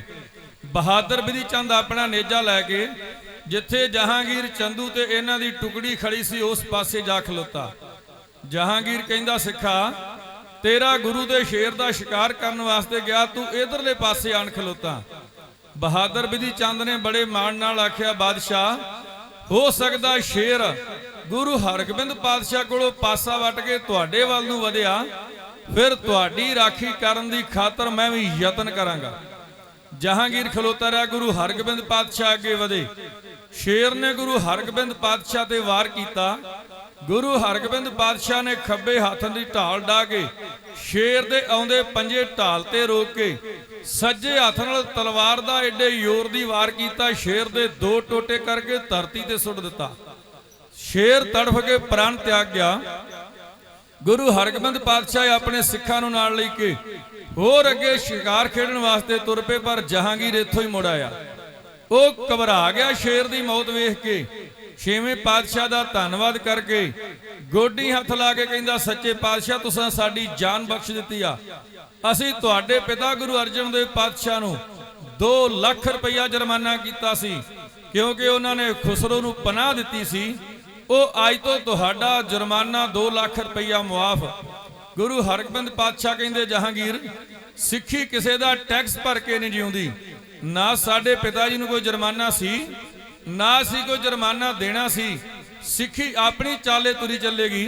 ਤੁਸੀਂ ਆਪਣੀ ਚਾਲੇ ਤੁਰੇ ਚੱਲੋ, ਅਮਲਾਂ ਤੇ ਜਾ ਕੇ ਨਵੇੜੇ ਹੋ ਜਾਣਗੇ। ਜਹਾਂਗੀਰ ਮਹਿਲਾਂ ਵਿੱਚ ਆਇਆ। ਇਹਨੂੰ ਡਰਦੇ ਨੂੰ ਬੁਖਾਰ ਹੋ ਗਿਆ। ਅਗਲਾ ਦਿਨ ਚੜਿਆ। ਚੰਦੂ ਦਾ ਕੰਮ ਸੀ ਕੋਈ ਚੰਗਾ ਡਾਕਟਰ ਸਾਦਾ, ਕੋਈ ਵੈਦ ਸੱਦ ਕੇ ਦਵਾਈ ਦਿੰਦਾ ਤੇ ਬੁਖਾਰ ਉਤਰ ਜਾਂਦਾ, ਪਰ ਇਹਨੇ ਜੋਤਸ਼ੀ ਨੂੰ ਸੱਦ ਲਿਆ। ਜੋਤਸ਼ੀ ਨੂੰ ਕਹਿੰਦਾ, ਟੇਵਾ ਲਾ ਕੇ ਦੱਸ। ਜੋਤਸ਼ੀ ਨੇ ਟੇਵਾ ਲਾ ਕੇ ਕਹਿੰਦਾ, ਬਾਦਸ਼ਾਹ ਤੁਹਾਡੀ ਜ਼ਿੰਦਗੀ ਨੂੰ ਬਹੁਤ ਵੱਡਾ ਖਤਰਾ ਹੈ। ਤੁਹਾਡੇ ਸਿਰ ਤੇ 60 ਸਦੀ ਆਈ ਜਾਪਦੀ ਆ। ਅਜੇ ਇੰਨੀ ਗੱਲ ਕੀਤੀ। ਚੰਦੂ ਕਹਿੰਦਾ, ਬਸ ਜੋਤਸ਼ੀ ਸਾਹਿਬ, ਇਸ ਤੋਂ ਅੱਗੇ ਨਹੀਂ ਬੋਲਣਾ। ਕਹਿੰਦਾ, ਗੱਲ ਕੀ ਚੰਦੂ ਦੀਵਾਨ? ਕਹਿੰਦਾ, ਓਏ ਬਾਦਸ਼ਾਹ ਦੀ ਜ਼ਿੰਦਗੀ ਨੂੰ ਹੋਵੇ ਖਤਰਾ ਤੇ ਐਡੀ ਛੇਤੀ ਜੋਤਿਸ਼ ਲਾ ਕੇ ਦੱਸ ਦਵੇਂ? ਤੈਨੂੰ ਘਰ ਚੱਲ, ਤੂੰ 24 ਘੰਟੇ ਸੋਚਣ ਵਾਸਤੇ ਦਿੰਨੇ ਆ। ਕੱਲ ਇਸ ਵੇਲੇ ਆਣ ਕੇ ਫੇਰ ਜੋਤਿਸ਼ ਲਾ ਕੇ ਦੱਸੀ। ਜੋਤਸ਼ੀ ਚਲੇ ਗਿਆ ਘਰ। ਸ਼ਾਮਾਂ ਪਈਆਂ ਦੇ ਚੰਦੂ ਚਲੇ ਗਿਆ ਜੋਤਸ਼ੀ ਦੇ ਘਰ। 5000 ਰੁਪਏ ਦੀ ਥੈਲੀ ਦੇ ਕੇ ਕਹਿੰਦਾ, ਵੇਖ ਜੋਤਸ਼ੀ, ਤੈਨੂੰ ਪਤਾ ਮੇਰੀ ਸਰਕਾਰੀ ਦਰਬਾਰੇ ਪੂਰੀ ਪਹੁੰਚ ਹੈ। ਮੈਂ ਗੁਰੂ ਅਰਜਨ ਦੇਵ ਪਾਤਸ਼ਾਹ ਨੂੰ ਆਪਣੀ ਮਨ ਮਰਜ਼ੀ ਨਾਲ ਸ਼ਹੀਦ ਕੀਤਾ। ਅਜੇ ਤੱਕ ਮੇਰੀ ਵਾਹ ਵੱਲ ਕੋਈ ਨਹੀਂ ਵੇਖ ਸਕਿਆ। ਹੁਣ ਇੱਕ ਕੰਮ ਮੇਰਾ ਜ਼ਿੰਦਗੀ ਦਾ ਤੂੰ ਕਰ ਦੇ, ਤੇਰੇ ਜ਼ਿੰਦਗੀ ਭਰ ਦੇ ਦਫ਼ਤਰਾਂ ਦੇ ਕੰਮ ਮੈਂ ਸਵਾਰ ਦਿਆਂਗਾ। ਕਹਿੰਦਾ, 6ਵਾਂ ਪਾਤਸ਼ਾਹ ਮੇਰਾ ਵੱਡਾ ਵੈਰੀ, ਕਿਸੇ ਵੀ ਤਰੀਕੇ ਦੇ ਨਾਲ ਉਹਨੂੰ ਗਵਾਲੀਅਰ ਦੀ ਜੇਲ੍ਹ ਵਿੱਚ, ਗਵਾਲੀਅਰ ਦੇ ਕਿਲੇ ਵਿੱਚ ਭੇਜ ਦੇ। ਉੱਥੇ ਦਾ ਜੇਲ੍ਹ ਦਾ ਦਰੋਗਾ ਹਰੀਦਾਸ ਮੇਰਾ ਯਾਰ ਆ, ਫਿਰ ਮੈਂ ਜਾਣਾ ਤੇ ਮੇਰਾ ਕੰਮ ਜਾਣੇ। ਅਗਲਾ ਦਿਨ ਚੜਿਆ। ਜੋਤਸ਼ੀ ਨੇ ਇਸ਼ਨਾਨ ਕੀਤਾ, ਤੇੜ ਲਾਈ ਧੋਤੀ, ਖੱਡੀ ਖੱਡਾ ਜਿਹਾ ਮੱਥੇ ਵਿੱਚ ਕੱਢਿਆ, ਹਰੀ ਜੈ ਓਮ ਸ਼ੰਕਰ ਦਾ ਜਾਪ ਕਰਦਾ ਹੋਇਆ ਆ ਗਿਆ ਜਹਾਂਗੀਰ ਦੇ ਕੋਲ। ਜਹਾਂਗੀਰ ਦਾ ਹੱਥ ਫੜ ਕੇ ਕਦੀ ਹੱਥ ਨੂੰ ਪੁੱਠਾ ਕਰ, ਕਦੀ ਸਿੱਧਾ ਕਰ, ਵੇਖ ਕੇ ਤਮਾਸ਼ੇ ਜੇ ਕਰਕੇ ਕਹਿੰਦਾ, ਜੋਤਸ਼ੀ ਕਹਿੰਦਾ, ਜਹਾਂਗੀਰ ਬਾਦਸ਼ਾਹ ਤੇਰੇ ਸਿਰ ਤੇ 60 ਸਤੀ ਆ ਗਈ ਆ। ਤੇਰੀ ਜਾਨ ਨੂੰ ਖਤਰਾ ਏ, ਤੇਰੀ ਜਾਨ ਦਾ ਬਚਾਅ ਹੋ ਹੀ ਨਹੀਂ ਸਕਦਾ। ਜਹਾਂਗੀਰ ਘਾਬਰ ਗਿਆ। ਕਹਿੰਦਾ, ਜੋਤਸ਼ੀ ਕੋਈ ਉਪਾਅ ਦੱਸ। ਕਹਿੰਦਾ, ਉਪਾਅ ਬੜਾ ਵੱਡਾ ਏ, ਤੇਰੇ ਕੋਲੋਂ ਹੋਣਾ ਨਹੀਂ। ਕਹਿੰਦਾ, ਦੱਸ ਦੇ ਸਹੀ, ਮੈਂ ਬਾਦਸ਼ਾਹ ਵਾਂ, ਜੋ ਕਹੇ ਕਰ ਸਕਦਾ। ਕਹਿੰਦਾ, ਫਿਰ ਕੋਈ ਵੱਡੇ ਘਰ ਦਾ ਆਦਮੀ, ਕੋਈ ਧਰਮਾਤਮਾ, ਕੋਈ ਸੰਤ, ਕੋਈ ਮਹਾਪੁਰਖ ਜਿਹੜਾ ਬਹੁਤ ਵੱਡੀ ਭਗਤੀ ਤਪੱਸਿਆ ਕੀਤੀ ਹੋਵੇ, ਉਹ ਤੇਰੀ ਖਾਤਰ ਗਵਾਲੀਅਰ ਦੀ ਜੇਲ੍ਹ ਵਿੱਚ, ਗਵਾਲੀਅਰ ਦੇ ਕਿਲੇ ਵਿੱਚ ਬੈਠ ਕੇ 40 ਦਿਨ ਰੱਬ ਦਾ ਭਜਨ ਕਰੇ ਤੇ ਤੇਰੀ 60 ਸਦੀ ਤਾਂ ਟਲਣੀ ਆ। ਕਹਿੰਦਾ, ਹੈ ਕੋਈ ਤੇਰੀ ਨਿਗਾਹ ਵਿੱਚ ਕਿ ਮੈਂ ਆਪਣਾ ਜੋਤਿਸ਼ ਲਾ ਕੇ ਦੱਸਾਂ? ਜਹਾਂਗੀਰ ਜੋਤਸ਼ੀ ਨੂੰ ਕਹਿੰਦਾ, ਤੂੰ ਦੱਸ ਦੇ। ਕਹਿੰਦਾ, ਫਿਰ ਇਸ ਵੇਲੇ ਮੇਰੀ ਨਿਗਾਹ ਵਿੱਚ ਗੁਰੂ ਨਾਨਕ ਦਾ 6ਵਾਂ ਵਾਰਸ ਗੁਰੂ ਹਰਗੋਬਿੰਦ ਪਾਤਸ਼ਾਹ, ਉਹ ਤੋਂ ਵੱਡਾ ਕੋਈ ਸੰਤ ਨਹੀਂ, ਉਹ ਤੋਂ ਵੱਡਾ ਕੋਈ ਮਹਾਤਮਾ ਨਹੀਂ, ਉਹ ਤੋਂ ਵੱਡਾ ਕੋਈ ਧਰਮਾਤਮਾ ਨਹੀਂ। ਉਹ ਤੁਹਾਡੀ ਖਾਤਰ ਗਵਾਲੀਅਰ ਦੇ ਕਿਲੇ ਵਿੱਚ ਬੈਠ ਕੇ 40 ਦਿਨ ਭਜਨ ਕਰਨ ਤੇ ਤੁਹਾਡੀ 60 ਸਦੀ ਟਲ ਸਕਦੀ ਆ। ਇੰਨੀਆਂ ਗੱਲਾਂ ਕਰਕੇ ਜੋਤਸ਼ੀ ਚਲੇ ਗਿਆ। ਚੜਿਆ ਅਗਲਾ ਦਿਨ। ਜਹਾਂਗੀਰ ਆਇਆ ਗੁਰੂ ਹਰਗੋਬਿੰਦ ਪਾਤਸ਼ਾਹ ਦੇ ਕੋਲ। ਕਹਿੰਦਾ, ਸੱਚੇ ਪਾਤਸ਼ਾਹ ਮੇਰੇ ਸਿਰ ਤੇ ਆ ਗਈ ਆ 60 ਸਦੀ। ਜੇ ਤੁਸੀਂ ਮੇਰੀ ਖਾਤਰ ਗਵਾਲੀਅਰ ਦੇ ਕਿਲੇ ਵਿੱਚ ਬੈਠ ਕੇ 40 ਦਿਨ ਰੱਬ ਦਾ ਭਜਨ ਕਰੋ ਤੇ 60 ਸਦੀ ਟਲ ਸਕਦੀ ਹੈ।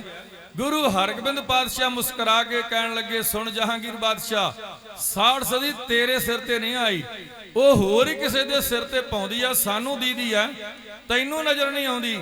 ਪਰ ਜੇ ਤੂੰ ਮਿਹਨਤ ਤਰਲੇ ਕਰਦਾ ਤੇ ਅਸੀਂ ਤੇਰੀ ਖਾਤਰ ਗਵਾਲੀਅਰ ਦੇ ਕਿਲੇ ਵਿੱਚ ਰੱਬ ਦਾ ਭਜਨ ਜਾ ਕਰਦੇ ਆ। ਗੁਰੂ ਹਰਗੋਬਿੰਦ ਪਾਤਸ਼ਾਹ ਦੇ ਗੋਡਿਆਂ ਨੂੰ ਹੱਥ ਲਾ ਕੇ ਜਹਾਂਗੀਰ ਆਪਣੀ ਜਾਨ ਬਚਾਉਣ ਦੀ ਖਾਤਰ ਜਹਾਂਗੀਰ ਦੇ ਕਿਲੇ ਵਿੱਚ ਜਾ ਕੇ ਰੱਬ ਦਾ ਭਜਨ ਕਰਨ ਦੀ ਖਾਤਰ ਗੁਰੂ ਹਰਗੋਬਿੰਦ ਪਾਤਸ਼ਾਹ ਦੇ ਸਾਹਮਣੇ ਬੇਨਤੀਆਂ ਐਉਂ ਕਰਦਾ। ਜਿਉਂਦਿਆਂ ਨੂੰ ਕੰਮ ਨਹੀਂ ਛੱਡਦੇ, ਰੁੱਝਾ ਇਨਸਾਨ ਰਹੇ, ਮੁੱਕਣ ਨਾ ਜ਼ਿੰਮੇਵਾਰੀਆਂ ਜਦ ਤੱਕ ਵਿੱਚ ਜਾਨ ਰਹੇ। ਤੁਰ ਗਏ ਸਭ ਤੰਦਾ ਪਿੱਟਦੀਆਂ, ਵਸਦਾ ਜਹਾਨ ਰਹੇ। ਦੂਜੇ ਦੇ ਬਦਲੇ ਪਾਉਂਦੇ ਵਿਰਲੇ ਗਲ ਕਾਠਾਂ ਨੂੰ, ਦੂਜੇ ਦੇ ਬਦਲੇ ਪਾਉਂਦੇ ਵਿਰਲੇ ਗਲ ਕਾਠਾਂ ਨੂੰ। ਹਰ ਦਿਓ ਦੁੱਖ ਮੇਰੇ ਕਰਕੇ ਗਵਾਲੀਅਰ ਪਾਠਾਂ ਨੂੰ, ਹਰ ਦਿਓ ਦੁੱਖ ਮੇਰੇ ਗੁਰੂ ਜੀ। ਆਪ ਹੋ ਪਰਉਪਕਾਰੀ ਵਾਲੀ ਸੰਸਾਰ ਦੇ, ਦੁਖੀਆਂ ਦੇ ਡੁੱਬਦੇ ਬੇੜੇ ਫਿਰਦੇ ਹੋ ਤਾਰ ਦੇ।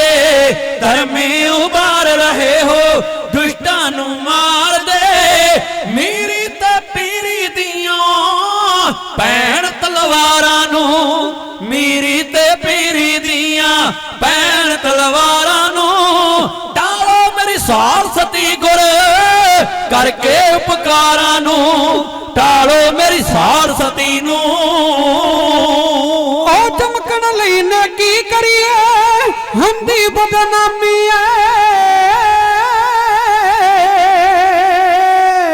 ਲੱਭਦਾ ਚੰਗਿਆਈ ਨਹੀਂ ਜਗਾ, ਭਾਲਦਾ ਖਾਮੀ ਐ। ਕੁੰਡਲੀ ਵਿੱਚ ਸਾਰ ਸਤੀ ਦਾ ਸ਼ਨੀ ਸਵਾਮੀ ਐ। ਕਰਦਾ ਭੰਗ ਜਾਪੇ ਮੇਰੇ ਰਾਜ ਦੀਆਂ ਠਾਠਾਂ ਨੂੰ, ਕਰਦਾ ਭੰਗ ਜਾਪੇ ਮੇਰੇ ਰਾਜ ਦੀਆਂ ਠਾਠਾਂ ਨੂੰ। ਹਰ ਦਿਓ ਦੁੱਖ ਮੇਰੇ ਕਰਕੇ ਗਵਾਲੀਅਰ ਪਾਠਾਂ ਨੂੰ, ਹਰ ਦਿਓ ਦੁੱਖ ਮੇਰੇ ਗੁਰੂ ਜੀ। ਹੁੰਦੀ ਜੋ ਨਿਤ ਬਗਾਵਤ ਇਸੇ ਦਾ ਗੇੜ ਹੈ, ਸਤਾਰੇ ਨਾਲ ਸਾਰ ਸਤੀ ਦਾ ਹੁੰਦਾ ਨਿਤ ਭੇੜ ਹੈ। ਲੱਗਾ ਇਸ ਭੋਲੀ ਜਿੰਦ ਨੂੰ ਕਰਮਾਂ ਦਾ ਫੇਰ ਹੈ, ਬਖਸ਼ ਦਿਓ ਜ਼ਿੰਦਗੀ ਸਤਿਗੁਰ ਜਿਗਰੀ ਬਿਮਾਰਾਂ ਨੂੰ, ਬਖਸ਼ ਦਿਓ ਜ਼ਿੰਦਗੀ ਸਤਿਗੁਰ ਜਿਗਰੀ ਬਿਮਾਰਾਂ ਨੂੰ। ਟਾਲੋ ਮੇਰੀ ਸਾਰ ਸਤੀ ਗੁਰ ਕਰਕੇ ਉਪਕਾਰਾਂ ਨੂੰ, ਟਾਲੋ ਮੇਰੀ ਸਾਰ ਸਤੀ ਨੂੰ। ਉਹ ਛਾਤੀ ਵਿੱਚ ਉੱਠਣ ਦਰਦਾਂ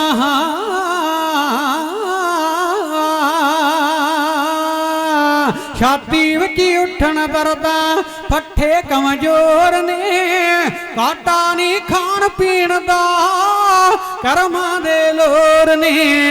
ਉੱਪਰ ਦੇ ਖਿਆਲ ਅਸਾਰੂ ਅੰਦਰ ਦੇ ਚੋਰ ਨੇ, ਭੀਖਾ ਮੰਗਾਉਂਦੇ ਵੇਖੇ ਪੁੱਠੇ ਗ੍ਰਹਿ ਰਾਠਾਂ ਨੂੰ, ਭੀਖਾ ਮੰਗਾਉਂਦੇ ਵੇਖੇ ਪੁੱਠੇ ਗ੍ਰਹਿ ਰਾਠਾਂ ਨੂੰ। ਹਰ ਦਿਓ ਦੁੱਖ ਮੇਰੇ ਕਰਕੇ ਗਵਾਲੀਅਰ ਪਾਠਾਂ ਨੂੰ, ਹਰ ਦਿਓ ਦੁੱਖ ਮੇਰੇ ਗੁਰੂ ਜੀ। ਹੁਣ ਵੀ ਜੇ ਤੁਹਾਡੇ ਹੁੰਦਿਆਂ ਲੱਗਣ ਬਿਮਾਰੀਆਂ, ਲਾਉਣੀਆਂ ਲੋਕਾਂ ਕਾਤੋਂ ਤੁਹਾਡੇ ਨਾਲ ਯਾਰੀਆਂ। ਤੇਰੀ ਇੱਕ ਨਜ਼ਰ ਸਤਿਗੁਰੂ ਲੱਖਾਂ ਸਰਦਾਰੀਆਂ, ਤੇਰੇ ਜਨ ਹੋ ਗਏ ਜਿਹੜੇ ਤੱਕਣ ਨਾ ਹਾਰਾਂ ਨੂੰ, ਤੇਰੇ ਜਨ ਹੋ ਗਏ ਜਿਹੜੇ ਤੱਕਣ ਨਾ ਹਾਰਾਂ ਨੂੰ। ਟਾਲੋ ਮੇਰੀ ਸਾਰ ਸਤੀ ਗੁਰ ਕਰਕੇ ਉਪਕਾਰਾਂ ਨੂੰ, ਟਾਲੋ ਮੇਰੀ ਸਾਰ ਸਤੀ ਨੂੰ। ਓ ਬੇਟੇ ਨੂੰ ਬਾਪ ਮਾਰੇ ਗ੍ਰਹਿ ਦਾ ਹੀ ਚੱਕਰਿਆ, ਸੂਰਜ ਚੰਦ ਰਾਹੂ ਕੇਤੂ ਇਹਨਾਂ ਦੀ ਟੱਕਰਿਆ। ਸਾਡੇ ਤੇ ਭੁੱਲ ਜਾਵੇ ਜੇ ਤੁਹਾਡੇ ਜਿਹਾ ਫਕਰਿਆ, ਰੜਮੋਂ ਬੁਝਾਲ ਮੇਰੀਆਂ ਮਾਰੀਆਂ ਮਾਠਾਂ ਨੂੰ, ਰੜਨੋਂ ਬੁਝਾਲ ਦਾਤਿਆ ਮਾਰੀਆਂ ਮਾਠਾਂ ਨੂੰ। ਹਰ ਦਿਓ ਦੁੱਖ ਮੇਰੇ ਕਰਕੇ ਗਵਾਲੀਅਰ ਪਾਠਾਂ ਨੂੰ, ਹਰ ਦਿਓ ਦੁੱਖ ਮੇਰੇ ਗੁਰੂ ਜੀ।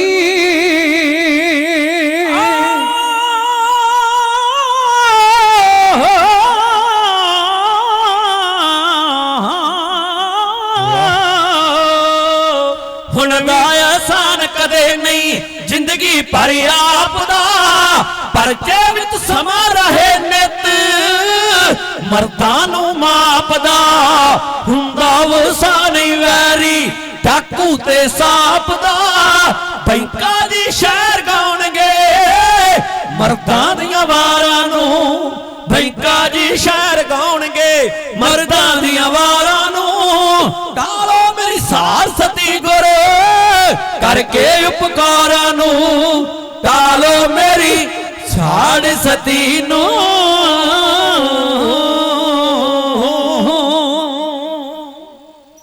ਇਹ ਜਹਾਂਗੀਰ ਬਾਦਸ਼ਾਹ ਗੁਰੂ ਹਰਗੋਬਿੰਦ ਪਾਤਸ਼ਾਹ ਨੂੰ ਬੇਨਤੀਆਂ ਕਰ ਰਿਹਾ ਸੀ। ਗੁਰੂ ਹਰਗੋਬਿੰਦ ਪਾਤਸ਼ਾਹ ਦੀ ਬੇਨਤੀ ਮੰਨ ਕੇ ਗਵਾਲੀਅਰ ਦੇ ਕਿਲੇ ਵਿੱਚ ਜਾ ਪਹੁੰਚੇ। ਗੁਰੂ ਹਰਗੋਬਿੰਦ ਪਾਤਸ਼ਾਹ ਨੇ ਜਾ ਕੇ ਉੱਥੇ ਸਤਸੰਗ ਕਰਨਾ ਸ਼ੁਰੂ ਕਰਤਾ। ਉੱਥੇ ਉਸ ਸੱਚੀ ਬਾਣੀ ਦਾ ਕੀਰਤਨ ਕਰਨਾ ਸ਼ੁਰੂ ਕਰ ਦਿੱਤਾ। ਕੀ ਵੇਖਿਆ ਗੁਰੂ ਹਰਗੋਬਿੰਦ ਪਾਤਸ਼ਾਹ ਨੇ? ਇੱਥੇ ਸਰਕਾਰ ਨੇ 22 ਧਾਰ ਦੇ 52 ਰਾਜੇ 52 ਥੰਮ ਬਣਾ ਕੇ ਉਹਨਾਂ ਨਾਲ ਬੱਧੇ ਸੀ। ਗੁਰੂ ਹਰਗੋਬਿੰਦ ਪਾਤਸ਼ਾਹ ਨੇ ਹਰੀਦਾਸ ਦਰੋਗੇ ਨੂੰ ਪੁੱਛਿਆ, ਹਰੀਦਾਸ ਦਰੋਗਾ ਇਹ ਕਿਉਂ ਬੱਧੇ ਥੰਮਾਂ ਦੇ ਨਾਲ? ਰਾਜੇ ਕਹਿੰਦਾ, ਸੱਚੇ ਪਾਤਸ਼ਾਹ ਇਹਨਾਂ ਬਹੁਤ ਵੱਡੀ ਗਲਤੀ ਕੀਤੀ ਆ, ਤਾਂ ਸਰਕਾਰ ਨੇ ਕੱਲੇ ਕੱਲੇ ਰਾਜੇ ਨੂੰ ਕੱਲੇ ਕੱਲੇ ਥੰਮ ਨਾਲ ਬੱਧਾ ਹੋਇਆ, ਡਰਿਆ ਕਿਤੇ ਦੌੜ ਨਾ ਜਾਣ। ਗੁਰੂ ਹਰਗੋਬਿੰਦ ਪਾਤਸ਼ਾਹ ਕਹਿੰਦੇ, ਹਰੀਦਾਸ ਦਰੋਗਾ ਇਹਨਾਂ ਨੂੰ ਖੋਲ ਦੇ, ਅਸੀਂ ਤੈਨੂੰ ਗਰੰਟੀ ਦਿੰਨੇ, ਇਸ ਗੱਲ ਦੀ ਜ਼ਿੰਮੇਵਾਰੀ ਲੈਨੇ ਆ, ਜਿੰਨਾ ਚਿਰ ਅਸੀਂ ਇਸ ਕਿਲੇ ਵਿੱਚ ਹੈਨ ਉਹਨਾਂ ਚਿਰ ਇਹਨਾਂ 52 ਦੇ ਵਿੱਚੋਂ ਇੱਕ ਵੀ ਦੌੜਨ ਨਹੀਂ ਦਿੰਦੇ, ਇੱਕ ਵੀ ਨਹੀਂ ਜਾਣ ਦਿੰਦੇ। ਇਹ 2-3 ਦਿਨ ਗੁਰੂ ਸਾਹਿਬ ਕੋਲੋਂ ਕਥਾ ਕੀਰਤਨ ਸੁਣ ਕੇ ਗੁਰੂ ਹਰਗੋਬਿੰਦ ਪਾਤਸ਼ਾਹ ਦੇ ਸੇਵਕ ਬਣ ਗਏ ਰਾਜੇ 22 ਧਾਰ ਦੇ। ਹਰੀਦਾਸ ਦਰੋਗੇ ਨੇ ਖੋਲ ਦਿੱਤੇ। ਇਧਰ ਚੰਦੂ ਜਿਹੜਾ ਸੀ ਆਪਣੀ ਬਦਨੀਤ ਤੇ ਉਤਰਿਆ ਹੋਇਆ ਸੀ, ਇਹਨੇ ਕੀ ਕੀਤਾ, ਇੱਕ ਲਈ ਪੋਸ਼ਾਕ ਉਹਨੂੰ ਜ਼ਹਿਰ ਦੀ ਪੁੱਠ ਦੇ ਕੇ ਨਾਲ ਇੱਕ ਚਿੱਠੀ ਲਿਖ ਕੇ ਘੱਲੀ। ਆਖਿਆ, ਹਰੀਦਾਸ ਦਰੋਗਾ ਇਹ ਜ਼ਹਿਰ ਦੀ ਪੁੱਠ ਵਾਲੀ ਪੋਸ਼ਾਕ ਗੁਰੂ ਹਰਗੋਬਿੰਦ ਪਾਤਸ਼ਾਹ ਨੂੰ ਪਹਿਨਾ ਦੇ, ਮੇਰਾ ਵੈਰੀ ਸੰਸਾਰ ਤੋਂ ਸਦਾ ਲਈ ਖਤਮ ਹੋ ਜਾਏਗਾ।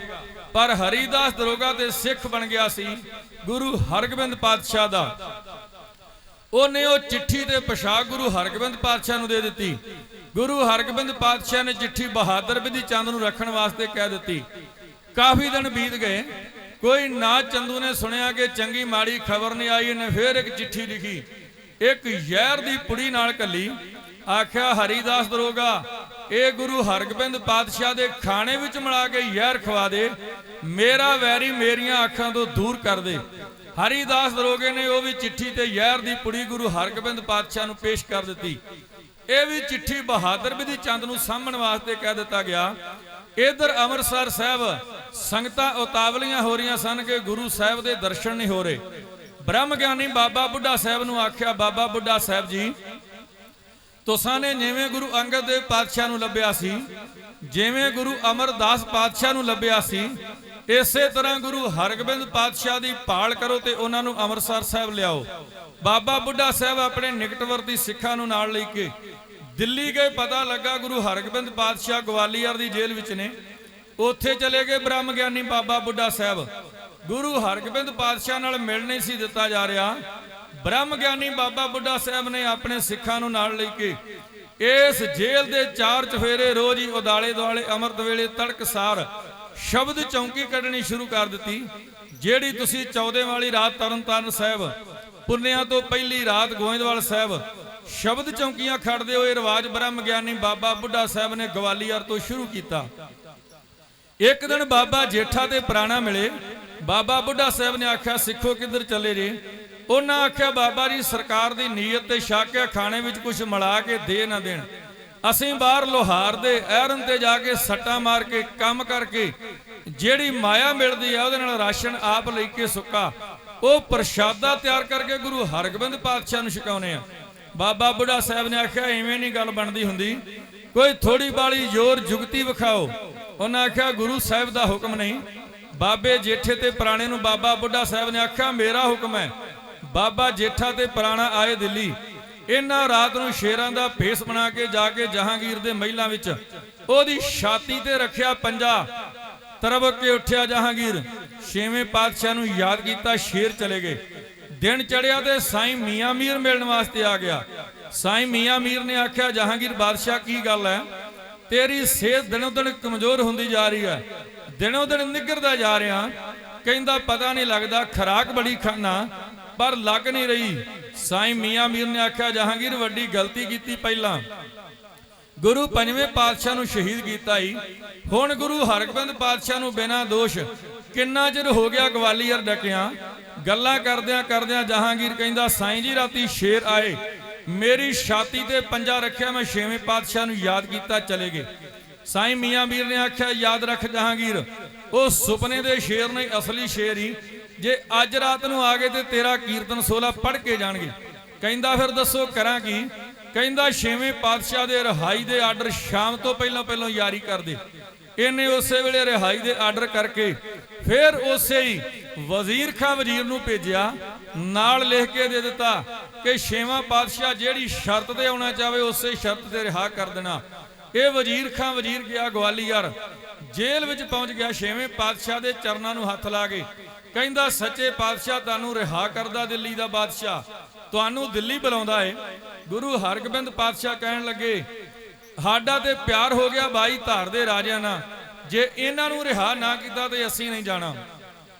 ਇਹਨੇ ਆਖਿਆ ਮਹਾਰਾਜ ਇਦਾਂ ਕਰੋ, ਜਿੰਨੇ ਕਿ ਤੁਹਾਡਾ ਪੱਲਾ ਫੜ ਕੇ ਜਾਂਦੇ ਉਹਨੇ ਕਿ ਲੈ ਜਾਓ, ਕਿਉਂਕਿ ਇਹਨਾਂ ਨੇ ਆਪਣੇ ਰਾਜ ਵਿੱਚ ਬੜੀਆਂ ਬਗਾਵਤਾਂ ਕੀਤੀਆਂ ਨੇ, ਤਾਂ ਕਰਕੇ ਫੜ ਕੇ ਅੰਦਰ ਦਿੱਤੇ ਆ। ਗੁਰੂ ਹਰਗੋਬਿੰਦ ਪਾਤਸ਼ਾਹ ਕਹਿੰਦੇ ਫਿਰ 2 ਦਿਨ ਉਡੀਕੋ। ਗੁਰੂ ਹਰਗੋਬਿੰਦ ਪਾਤਸ਼ਾਹ ਨੇ ਵਧੀਆ ਕੱਪੜਾ ਲੈ ਕੇ 52 ਤਣੀਆਂ ਵਾਲਾ ਸਵਾਇਆ ਚੋਲਾ, ਕੋਈ ਤਣੀ ਛੋਟੀ, ਕੋਈ ਉਦੋਂ ਵੱਡੀ, ਕੋਈ ਉਦੋਂ ਵੱਡੀ, 52 ਤਣੀਆਂ 52 ਰਾਜਿਆਂ ਨੂੰ ਫੜਾ ਕੇ ਗੁਰੂ ਹਰਗੋਬਿੰਦ ਪਾਤਸ਼ਾਹ ਨੇ ਗਵਾਲੀਅਰ ਦੀ ਜੇਲ੍ਹ ਵਿੱਚੋਂ 52 ਰਾਜਿਆਂ ਨੂੰ ਰਿਹਾ ਐਵੇਂ ਕਰਵਾਇਆ। चोड़ा गुराने सवाया एक बहुत भारी है, मेरी पीरी वाला गुरु वड्डा कलाधारी है, मेरी पीरी वाला गुरु वड्डा कलाधारी है। पहन के प्रीतम ने टौर छड्डिया, बंदी छोड़दा ते राजियां नूं बाहर कड्डिया, बंदी छोड़दा ते राजियां नूं बाहर कड्डिया। चोड़ा गुराने सवाया एक बहुत भारी है, मेरी पीरी वाला गुरु वड्डा कलाधारी है, मेरी पीरी वाला गुरु वड्डा कलाधारी है। गल पहन के प्रीतम ने टौर छड्डिया, बंदी छोड़दा ते राजियां नूं बाहर कड्डिया, बंदी छोड़दा ते राजियां नूं बाहर कड्डिया। दर्जी ने चोला सिउण च कमाल सी, कोई तनी बहुत वड्डी कोई रखी नाल सी, कोई तनी बहुत वड्डी कोई रखी नाल सी। जिवें आप भगवान जी ने सीता वड्डिया, बंदी छोड़दा ते राजियां नूं बाहर कड्डिया, बंदी छोड़दा ते राजियां नूं बाहर कड्डिया। कहंदे साहब सब वारी वारी आओ राजियो, कहंदे साहब सब वारी वारी आओ राजियो, तनी एक एक ताई हथ पाओ राजियो, तनी एक एक ताई हथ पाओ राजियो। नानक जी झंडा एकता दा गड्डिया, बंदी छोड़दा ते राजियां नूं बाहर कड्डिया, बंदी छोड़दा ते राजियां नूं बाहर कड्डिया। सब दौड़ दौड़ तणियां नूं फड़ी जांदे ऐ, बाणी गुरु जी दी मुख विचों पड़ी जांदे ऐ, बाणी गुरु जी दी मुख विचों पड़ी जांदे ऐ। फड़ के चरण किंदा रखो लज्जिया, कोई फड़ के, कोई फड़ के चरण किंदा रखो लज्जिया, बंदी छोड़दा ते राजियां नूं बाहर कड्डिया, बंदी छोड़दा ते राजियां नूं बाहर कड्डिया। कोई कहंदा गुरु साहिब जी अजे ना चलियो, मैं भी चलना है साथ मैनू लेके चलियो, मैं भी चलना है साथ मैनू लेके चलियो। मेरे जेल विच किते ना रुलन हाडिया, बंदी छोड़दा ते राजियां नूं बाहर कड्डिया, बंदी छोड़दा ते राजियां नूं बाहर कड्डिया। कोई सज्जे कोई खब्बे हाथ जोड़ खड़िया,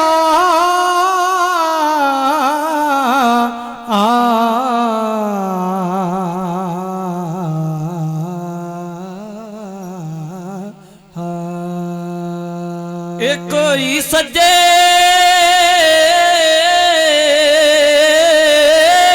ਕੋਈ ਖੱਬੇ ਹੱਥ ਜੋੜ ਖੜਿਆ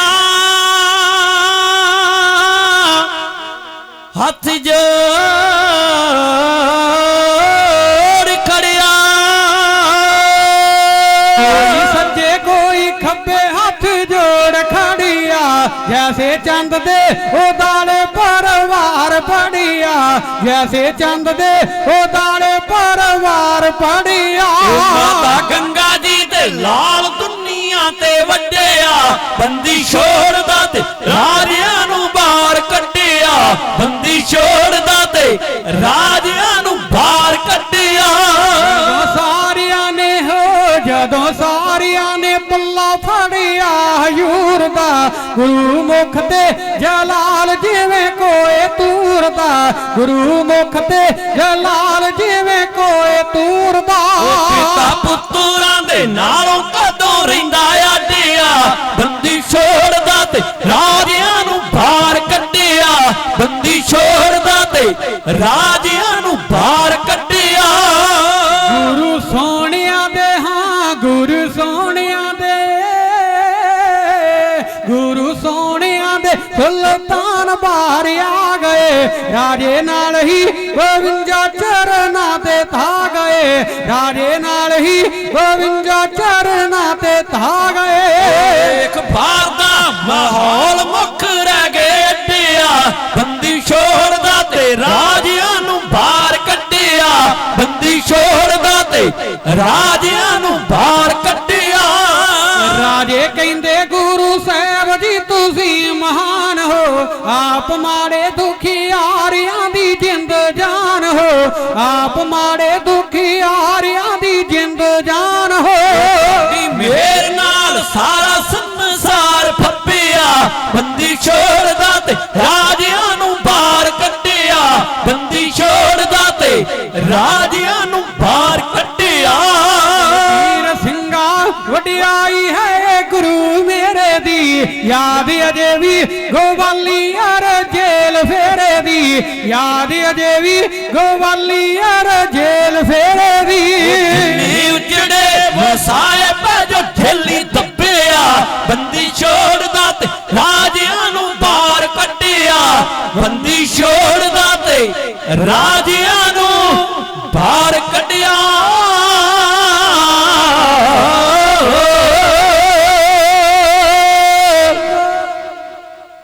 ਰਜਿੰਦਰ ਸਿੰਘ ਜੀ ਬਾਜਵਾ ਸਾਹਿਬ ਉਹਨਾਂ ਵੱਲੋਂ ਜਥੇ ਨੂੰ 100 ਰੁਪਇਆ ਇਨਾਮ ਭੇਜਿਆ ਗਿਆ ਹੋਰ ਬਹੁਤ ਸਾਰੀ ਸੰਗਤ ਵੱਲੋਂ 100 50 ਰੁਪਏ ਤੁਸੀਂ ਇਹ ਛੋਟੀ ਜੀ ਗੋਲਕ ਵਿੱਚ ਪਾਈ ਜਾ ਰਹੇ ਹੋ ਭਰ ਦਿੱਤੀ ਆ ਮੈਂ ਧੰਨਵਾਦੀ ਆ ਤੁਹਾਡਾ ਕੋਈ ਬਹੁਤਾ ਲੰਬਾ ਸਮਾਂ ਨਹੀਂ ਕਿਉਂਕਿ ਤੁਸੀਂ ਬੜੇ ਚਿਰ ਤੋਂ ਸਵੇਰ ਤੋਂ ਚੌਂਕੜੇ ਲਾ ਕੇ ਬੈਠੇ ਹੋ ਗਰਮੀ ਦੇ ਵਿੱਚ ਇੰਨਾ ਲੰਮਾ ਸਮਾਂ ਬੈਠਣਾ ਬੜੀ ਬਹਾਦਰੀ ਆ ਤੁਹਾਡੀ 5-7 ਮਿੰਟ ਤੁਹਾਨੂੰ ਹੋਰ ਬਿਠਾਉਣਾ ਇੱਕ ਕਵਿਤਾ ਕਹਿ ਕੇ ਇੱਕ ਪ੍ਰਸੰਗ ਦੀ ਇਸ ਪ੍ਰਸੰਗ ਦਾ ਰਿਜ਼ਲਟ ਕੱਢ ਕੇ ਤੇ ਤੁਹਾਡੇ ਕੋਲੋਂ ਖੁਸ਼ੀਆਂ ਲੈ ਲੈਣੀਆਂ ਗੁਰੂ ਹਰਗੋਬਿੰਦ ਪਾਤਸ਼ਾਹ ਨੇ 22 ਧਾਰ ਦੇ 52 ਰਾਜਿਆਂ ਨੂੰ ਇੱਕ ਤਣੀ ਫੜਾ ਕੇ ਤੇ ਗਵਾਲੀਅਰ ਦੀ ਜੇਲ੍ਹ ਵਿੱਚੋਂ ਬਾਹਰ ਕੱਢਿਆ ਜਦੋਂ ਬਾਹਰ ਕੱਢਿਆ ਕੱਲੇ ਰਾਜੇ ਨੇ ਗੁਰੂ ਹਰਗੋਬਿੰਦ ਪਾਤਸ਼ਾਹ ਦੇ ਚਰਨਾਂ ਤੇ ਮੱਥਾ ਟੇਕ ਕੇ ਕਹਿੰਦਾ ਸੱਚੇ ਪਾਤਸ਼ਾਹ ਸਾਨੂੰ ਕੋਈ ਆਸ ਨਹੀਂ ਸੀ ਕਿ ਅਸੀਂ ਜ਼ਿੰਦਗੀ ਵਿੱਚ ਆਪਣੇ ਬੱਚਿਆਂ ਨੂੰ ਜਾ ਮਿਲਾਂਗੇ ਤੁਹਾਡਾ ਧੰਨਵਾਦ ਸਾਰੀ ਜ਼ਿੰਦਗੀ ਨਹੀਂ ਕਰ ਸਕਦੇ ਤੁਸਾਂ ਨੇ ਸਾਨੂੰ ਆਪਣੇ ਪਰਿਵਾਰਾਂ ਵਿੱਚ ਭੇਜ ਦਿੱਤਾ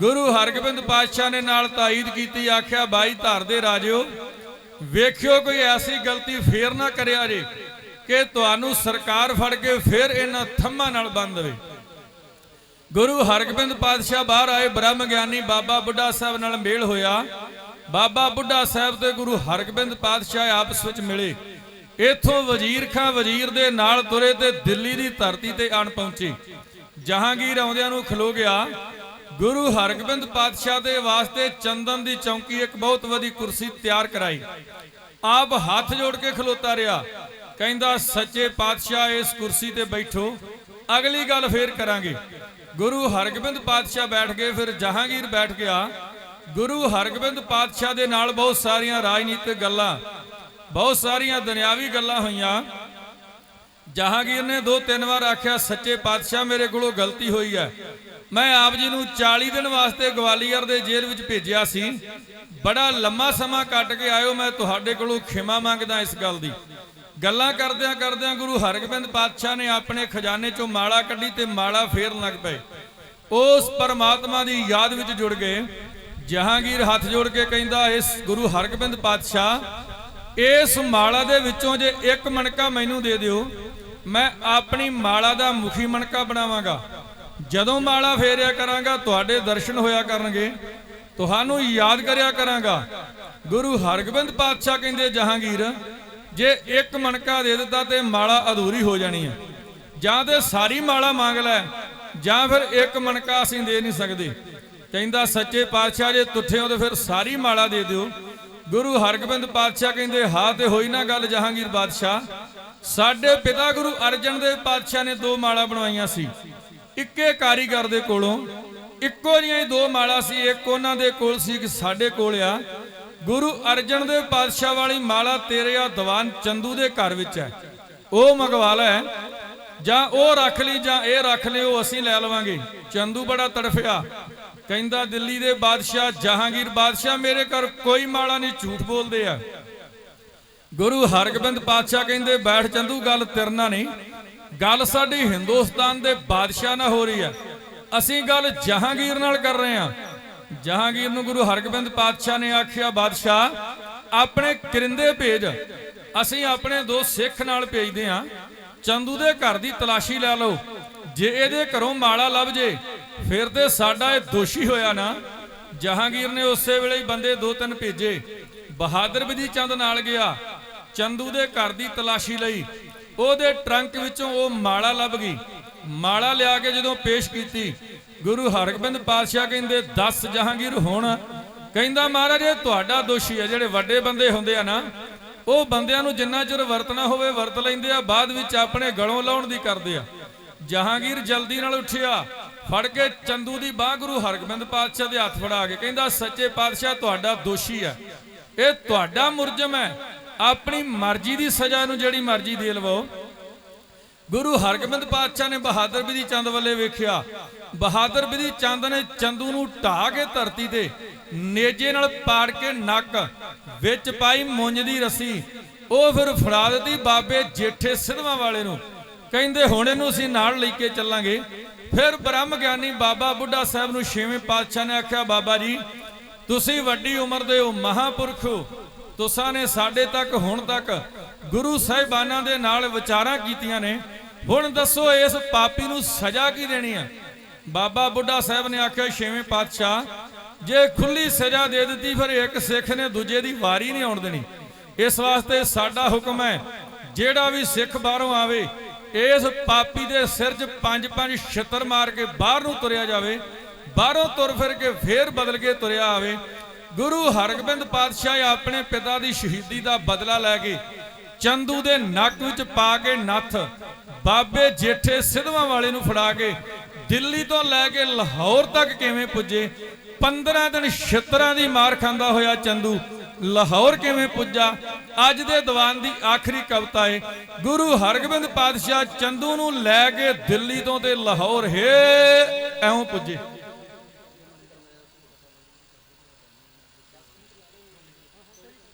ਕਰਨੈਲ ਸਿੰਘ ਜੀ ਕਥਾਵਾਚਕ, ਉਹਨਾਂ ਨੂੰ ਬੇਨਤੀ ਹੈ ਕਿ ਸਾਡੇ ਤੋਂ ਬਾਅਦ ਉਹਨਾਂ ਦਾ ਟਾਈਮ ਆ ਉਹ ਸਟੇਜ ਤੇ ਪਹੁੰਚਣਾ, ਜਿੰਨਾ ਚਿਰ ਉਹ ਨਾ ਆਉਣਗੇ ਅਸੀਂ ਫਿਰ ਕਵਿਤਾ ਹੋਰ ਲਾ ਦਿਆਂਗੇ। ਉਦਾਂ ਵੈਸੇ ਟਾਈਮ ਜਿਹੜਾ ਦਿੱਤਾ ਸੀ ਡਾਕਟਰ ਪਨੀਤਪਾਲ ਸਿੰਘ ਗਿੱਲ ਹੋਣਾ ਨੇ, ਉਹ ਹੋ ਚੱਲਿਆ ਕਵਿਤਾ ਕਹਿੰਦਿਆਂ।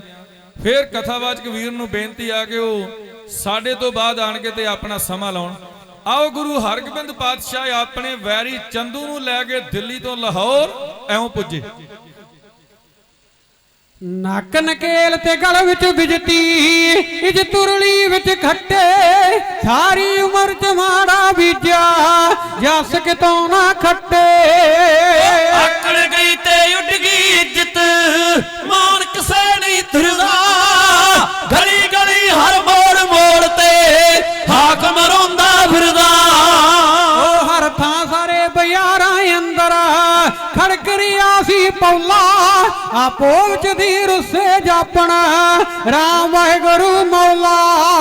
ਠੋਕਰਿਆ ਸੀ ਖੂਨ ਚੰਦੂ ਦਾ ਦਿਲ ਕੁਣ ਵਾਂਗੂ ਕਿਰਦਾ ਗਲੀ ਗਲੀ ਹਰ ਮੋੜ ਮੋੜ ਤੇ ਹਾਕਮ ਰੋਂਦਾ ਫਿਰਦਾ ਜਿਹੜਾ ਵੀ ਸਿੱਖ ਬਾਹਰੋਂ ਆਵੇ ਪੰਜ ਪੰਜ ਛੱਤਰ ਮਾਰੇ ਕਿਉਂਕਿ ਇਸ ਨੇ ਮਿੱਤਰ ਬਣ ਕੇ ਸਤਿਗੁਰ ਮਿੱਤਰ ਮਾਰੇ ਆਪਣਾ ਇਸ ਨੂੰ ਦਿਸੇ ਨਾ ਕੋਈ ਵਾਰੀ ਸਭ ਚੋਂ ਗਿਰਦਾ ਗਲੀ ਗਲੀ ਹਰ ਮੋੜ ਮੋੜ ਤੇ ਹਾਕਮ ਰੋਂਦਾ ਫਿਰਦਾ ਬਈ ਇਸੇ ਚਾਲ ਚ ਮਾਰ ਖਾਂਦਿਆਂ ਦਿਨ 15ਵਾਂ ਆਇਆ ਬਾਬੇ ਜੇਠੇ ਸਿਧਵਾਂ ਵਾਲੇ ਹਰ ਥਾਂ ਨੂੰ ਵਿਖਾਇਆ ਬਿਧੀ ਚੰਦ ਪੈਰਾਂ ਤੇ ਮੋਖਾ ਕਹਿੰਦਾ ਧਿਆਨ ਸੀ ਚਿਰਦਾ ਗਲੀ ਗਲੀ ਹਰ ਮੋੜ ਮੋੜ ਤੇ ਹਾਕਮ ਰੋਂਦਾ ਫਿਰਦਾ ਫਿਰਿਆ ਜਦੋਂ ਲਾਹੌਰ ਚੰਦੂ ਨੇ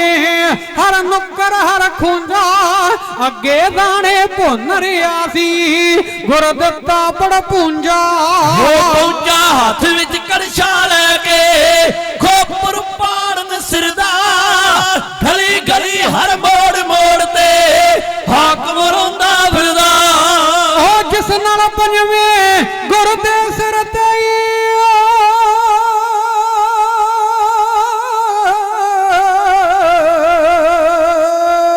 ਜਿਸ ਨਾਲ ਪੰਜਵੇਂ ਗੁਰ ਦੇ ਸਿਰ ਤੇ ਰੇਤ ਪਾਈ ਸੀ ਤੱਤੀ ਉਹੀ ਕੜਛਾ ਹੱਥ ਵਿੱਚ ਲੈ ਕੇ ਦੰਦ ਪੀਸਦਾ ਬੱਤੀ ਉਹ ਪਾਪ ਤੇ ਅਤ ਦਾ ਸੁਣ ਚੰਦੂ ਸ਼ਾਹ ਸਦਾ ਨਹੀਂ ਮੈਲ ਉਸਰਦਾ ਗਲੀ ਗਲੀ ਹਰ ਮੋੜ ਮੋੜ ਤੇ ਹਾਕਮ ਰੋਂਦਾ ਫਿਰਦਾ ਭੱਠ ਵਿੱਚੋਂ ਇਸ ਰੇਤ ਦਾ ਕੜਛਾ ਖੜਦਾ ਬਲਦਾ ਪਾਇਆ ਪੰਜਵੇਂ ਗੁਰ ਤੇ ਜ਼ਬਰ ਕਰੇਦਾ ਫੌਰਨ ਚੇਤਾ ਆਇਆ ਉਹ ਪੂਜੇ ਜਾਂਦੇ ਦੁਨੀਆ ਉੱਤੇ ਸਾਫ ਜਿਨ੍ਹਾਂ ਦਾ ਹਿਰਦਾ ਗਲੀ ਗਲੀ ਹਰ ਮੋੜ ਮੋੜ ਤੇ ਹਾਕਮ ਰੋਂਦਾ ਫਿਰਦਾ ਫਿਰ ਪੜ ਭੂੰਜੇ ਜੋ ਚਿਆ ਕੇ ਬਈ ਫਿਰ ਪੜ ਭੂੰਜੇ ਜੋ ਚਿਆ ਕੇ ਐਸਾ ਕੜਛਾ ਮਾਰਿਆ ਜੋਗੀ ਜਿੰਨਾ ਉਧਾਰ ਸੀ ਪਿਛਲਾ ਸਾਰਾ ਸਿਰੋਂ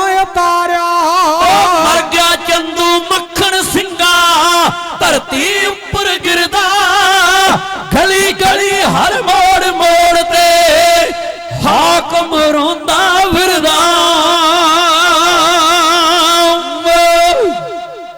ਇਸ ਤਰ੍ਹਾਂ ਗੁਰੂ ਹਰਗੋਬਿੰਦ ਪਾਤਸ਼ਾਹ ਆਪਣੇ ਵੈਰੀ ਚੰਦੂ ਨੂੰ 15 ਦਿਨ ਜੁੱਤੀਆਂ ਦੀ ਮਾਰ ਮਾਰਦੇ ਹੋਏ ਲਾਹੌਰ ਪਹੁੰਚ ਗਏ। ਉਸੇ ਗੁਰਦਿੱਤੇ ਪੜਪੂੰਜੇ ਕੋਲ ਪਹੁੰਚ ਗਏ, ਪਰ ਉਦੋਂ ਨੂੰ ਚੰਦੂ ਬੇਪਛਾਣ ਹੋ ਚੁੱਕਾ ਸੀ। ਜਿਹੜੇ ਬੰਦੇ ਨੂੰ 15 ਦਿਨ ਜੁੱਤੀਆਂ ਪੈਂਦੀਆਂ ਨੇ ਉਹਦੀ ਕਿਤੇ ਸ਼ਕਲ ਪਛਾਣਨ ਵਾਲੀ ਥੋੜੀ ਰਹਿ ਜਾਂਦੀ। ਬਹਾਦਰ ਬਿਧੀ ਚੰਦ ਨੂੰ ਪਛਾਣ ਕੇ ਇਹ ਕਹਿਣ ਲੱਗਾ ਗੁਰਦਿੱਤਾ ਪੜਪੂੰਜਾ ਬਾਬਾ ਜੀ ਇਹ ਕੌਣ ਆ? ਬਹਾਦਰ ਬਿਧੀ ਚੰਦ ਨੇ ਆਖਿਆ ਦੁਸ਼ਟ ਹੈ ਚੰਦੂ, ਜਿਹੜਾ ਤੇਰੇ ਕੋਲੋਂ ਧੱਕੇ ਨਾਲ ਗੁਰੂ ਅਰਜਨ ਦੇਵ ਪਾਤਸ਼ਾਹ ਦੇ ਸੀਸ ਤੇ ਤੱਤੀ ਰੇਤ ਪਾਉਂਦਾ ਸੀ। ਕਹਿੰਦਾ ਬਾਬਾ ਜੀ ਫਿਰ ਸੇਵਾ ਕੀ ਲਾਈ ਹੈ? ਕਹਿੰਦੇ ਬ੍ਰਹਮ ਗਿਆਨੀ ਬਾਬਾ ਬੁੱਢਾ ਸਾਹਿਬ ਦਾ ਹੁਕਮ ਹੈ ਇਹਦੇ ਸਿਰ 'ਚ 5 ਜੁੱਤੀਆਂ ਮਾਰਨੀਆਂ। ਗੁਰਦਿੱਤੇ ਪੜਪੂੰਜੇ ਨੇ ਆਖਿਆ ਮੈਂ ਬਾਬਾ ਜੀ ਜੁੱਤੀਆਂ ਨਹੀਂ ਮਾਰਨੀਆਂ, ਐਸ ਕੜਛੇ ਨਾਲ ਮੇਰੇ ਕੋਲੋਂ ਧੱਕੇ ਨਾਲ ਰੇਤ ਪਾਉਂਦਾ ਰਿਹਾ, ਮੈਂ ਤੇ ਇਸ ਕੜਛੇ ਨਾਲ ਇਹਦੀ ਸੇਵਾ ਕਰਨੀ ਦੁਸ਼ਟ ਦੀ। ਬਾਬਾ ਬਿਧੀ ਚੰਦ ਨੇ ਆਖਿਆ ਫਿਰ 5 ਨਹੀਂ 2 ਮਾਰ ਲਾ। ਕਹਿੰਦਾ ਬਾਬਾ ਜੀ 2 ਨਹੀਂ 1 ਹੀ ਮਾਰਾਂਗਾ। ਪਹਿਲੋਂ ਨੇ ਸੜਦੀ ਹੋਈ ਰੇਤ ਦਾ ਕੜਛਾ ਭਰ ਕੇ ਚੰਦੂ ਦੇ ਸਿਰ 'ਚ ਪਾਇਆ, ਬਾਂਦਰ ਦੀ ਤਰ੍ਹਾਂ ਤੜਫਿਆ ਚੰਦੂ। ਫਿਰ ਥੋੜਾ ਜਿਹਾ ਪਿੱਛੇ ਹਟ ਕੇ ਦੋਹਾਂ ਹੱਥਾਂ ਨਾਲ ਵੱਟ ਕੇ ਕੜਛਾ ਨੇ ਮਾਰਿਆ ਚੰਦੂ ਦੇ ਸਿਰ 'ਚ, ਸਿਰ ਖਖੜੀਆਂ ਕਰ ਦਿੱਤਾ, ਮੌਤ ਹੋ ਗਈ। ਗੁਰੂ ਹਰਗੋਬਿੰਦ ਪਾਤਸ਼ਾਹ ਕਹਿੰਦੇ ਬਿਧੀ ਚੰਦਾ ਪਾ ਕੇ ਇਹਦੀਆਂ ਲੱਤਾਂ ਨੂੰ ਰੱਸੀ ਕੁੱਤੇ ਦੀ ਤਰ੍ਹਾਂ ਧੂ ਕੇ ਰਾਵੀ ਦਰਿਆ ਵਿੱਚ ਸੁੱਟ ਦੇ ਇਸ ਦੁਸ਼ਟ ਨੂੰ। ਗੁਰੂ ਹਰਗੋਬਿੰਦ ਪਾਤਸ਼ਾਹ ਚੰਦੂ ਨੂੰ ਮਾਰ ਕੇ ਰਾਵੀ ਦਰਿਆ ਵਿੱਚ ਸੁੱਟ ਕੇ ਉਸ ਦਿਨ ਸ੍ਰੀ ਅੰਮ੍ਰਿਤਸਰ ਸਾਹਿਬ ਆਏ ਸੀ। ਸਿੱਖਾਂ ਨੇ ਖੁਸ਼ੀ ਵਿੱਚ ਘਿਓ ਦੇ ਦੀਵੇ ਬਾਲੇ ਸੀ। ਇਹ ਸੀ ਗੁਰੂ ਹਰਗੋਬਿੰਦ ਪਾਤਸ਼ਾਹ ਦਾ ਬੰਦੀ ਛੋੜ ਦਾ ਪ੍ਰਸੰਗ, ਜਿਹੜਾ ਪੰਚਮ ਪਾਤਸ਼ਾਹ ਦੀ ਸ਼ਹਾਦਤ ਤੋਂ ਬਾਅਦ ਉਹਨਾਂ ਨੇ ਬਦਲਾ ਲਿਆ ਚੰਦੂ ਨੂੰ ਮਾਰ ਕੇ। ਸੋ ਇੰਨਾ ਕੁਝ ਕਹਿੰਦੇ ਖਿਮਾ ਦੇ ਜਾਚਕਾਂ ਸਮੁੱਚੀਆਂ ਸਿੱਖ ਸੰਗਤਾਂ ਦਾ ਧੰਨਵਾਦੀਆਂ। ਮਹਾਪੁਰਖ ਬਾਬਾ ਭਗਵੰਤ ਭਜਨ ਸਿੰਘ ਸਾਹਿਬ ਉਹ ਮੇਰੇ ਨਾਲ ਆਪਣੇ ਬੱਚਿਆਂ ਵਾਂਗ ਮੋਹ ਕਰਦੇ ਨੇ, ਕਿਉਂਕਿ ਮੈਂ ਜੋਗੀ ਸਾਹਿਬ ਦੇ ਨਾਲ ਉਦੋਂ ਦਾੜੀ ਨਹੀਂ ਸੀ ਆਈ ਜਦੋਂ ਬਾਬਾ ਜੀ ਹੁਣਾਂ ਦੇ ਕੋਲ ਆਣ ਕੇ ਚਰਨ ਪਰਸਦੇ ਰਹੇ ਆ। ਅੱਜ ਵੀ ਉਹ ਮੈਨੂੰ ਬੱਚਿਆਂ ਵਾਂਗ ਪਿਆਰ ਦਿੰਦੇ ਨੇ, ਮੇਰੇ ਜਥੇ ਨੂੰ ਹਰ ਪ੍ਰੋਗਰਾਮ ਵਿੱਚ ਉਹ ਯਾਦ ਕਰਦੇ ਨੇ। ਉਹਨਾਂ ਦੇ ਨੇਕ ਸੁਪੁੱਤਰ ਡਾਕਟਰ ਪਨੀਤਪਾਲ ਸਿੰਘ ਜੀ ਗਿੱਲ, ਉਹਨਾਂ ਦਾ ਧੰਨਵਾਦੀਆਂ ਜਿਨ੍ਹਾਂ ਨੇ ਸਮਾਂ ਦੇ ਕੇ ਨਵਾਜਿਆ। ਵੱਡੇ ਭਾਈ ਸਾਹਿਬ ਗੁਰਪਾਲ ਸਿੰਘ ਜੀ, ਰਜਿੰਦਰ ਸਿੰਘ ਜੀ ਬਾਜਵਾ, ਉਹਨਾਂ ਦੇ ਸਾਰੇ ਹੀ ਪਰਿਵਾਰ ਦਾ ਧੰਨਵਾਦੀਆਂ ਜਿਹੜੇ ਅੰਤਾਂ ਦਾ ਮੋਹ ਪਿਆਰ ਕਰਦੇ ਨੇ। ਸੋ ਇੰਨਾ ਕੁਝ ਕਹਿੰਦਾ ਖਿਮਾ ਦਾ ਜਾਜਕਿਆਂ, ਕਿਸੇ ਵੀਰ ਨੂੰ ਸਾਡੇ ਜਥੇ ਦਾ ਛਪਿਆ ਹੋਇਆ ਐਡਰੈਸ ਚਾਹੀਦਾ ਹੋਵੇ ਲੈ ਸਕਦੇ ਹੋ। ਜਦੋਂ ਯਾਦ ਕਰੋਗੇ ਤੁਹਾਡੀ ਸੇਵਾ ਵਿੱਚ ਹਾਜ਼ਰ ਹੋਵਾਂਗੇ। ਇੱਕ ਉਸਤਾਦ ਪਿਤਾ ਜੋਗੀ ਸਾਹਿਬ, ਉਹ ਦਵਾਈ ਦਿੰਦੇ ਹੁੰਦੇ ਸੀ ਚਮੜੀ ਰੋਗ ਦੀ। ਜੇ ਕਿਸੇ ਵੀਰ ਨੂੰ ਉਹ ਦਵਾਈ ਚਾਹੀਦੀ ਹੋਵੇ ਤੇ ਸਾਡੇ ਕੋਲ ਅਵੇਲੇਬਲ ਹੈ। ਉਹ ਦਵਾਈ ਤੁਸੀਂ ਸਾਡੇ ਕੋਲੋਂ ਲੈ ਸਕਦੇ ਹੋ। ਪੌੜੀਆਂ ਦੇ ਲਾਗੇ ਕਮਰੇ ਵਿੱਚ ਅਸੀਂ 10-15 ਮਿੰਟ ਤੁਹਾਨੂੰ ਉਡੀਕਾਂਗੇ, ਮਿਲਾਂਗੇ। ਉਸ ਤੋਂ ਬਾਅਦ ਵਾਪਸੀ ਪੰਜਾਬ ਨੂੰ ਸ਼ਾਮ ਨੂੰ ਚਲੇ ਜਾਣਾ। ਸੋ ਸਮੁੱਚੀਆਂ ਹੀ ਸਿੱਖ ਸੰਗਤਾਂ ਦਾ ਧੰਨਵਾਦੀਆਂ। ਅਗਲਾ ਪ੍ਰੋਗਰਾਮ ਡਾਕਟਰ ਪਨੀਤਪਾਲ ਸਿੰਘ ਗਿੱਲ ਹੋਣਾ ਤੋਂ ਸੁਣੋ। ਸਾਡੇ ਨਾਲ ਬੁਲਾਓ, ਫਤਿਹ ਗੱਜ ਕੇ ਆਖੋ ਵਾਹਿਗੁਰੂ ਜੀ ਕਾ ਖਾਲਸਾ, ਵਾਹਿਗੁਰੂ ਜੀ ਕੀ ਫਤਿਹ।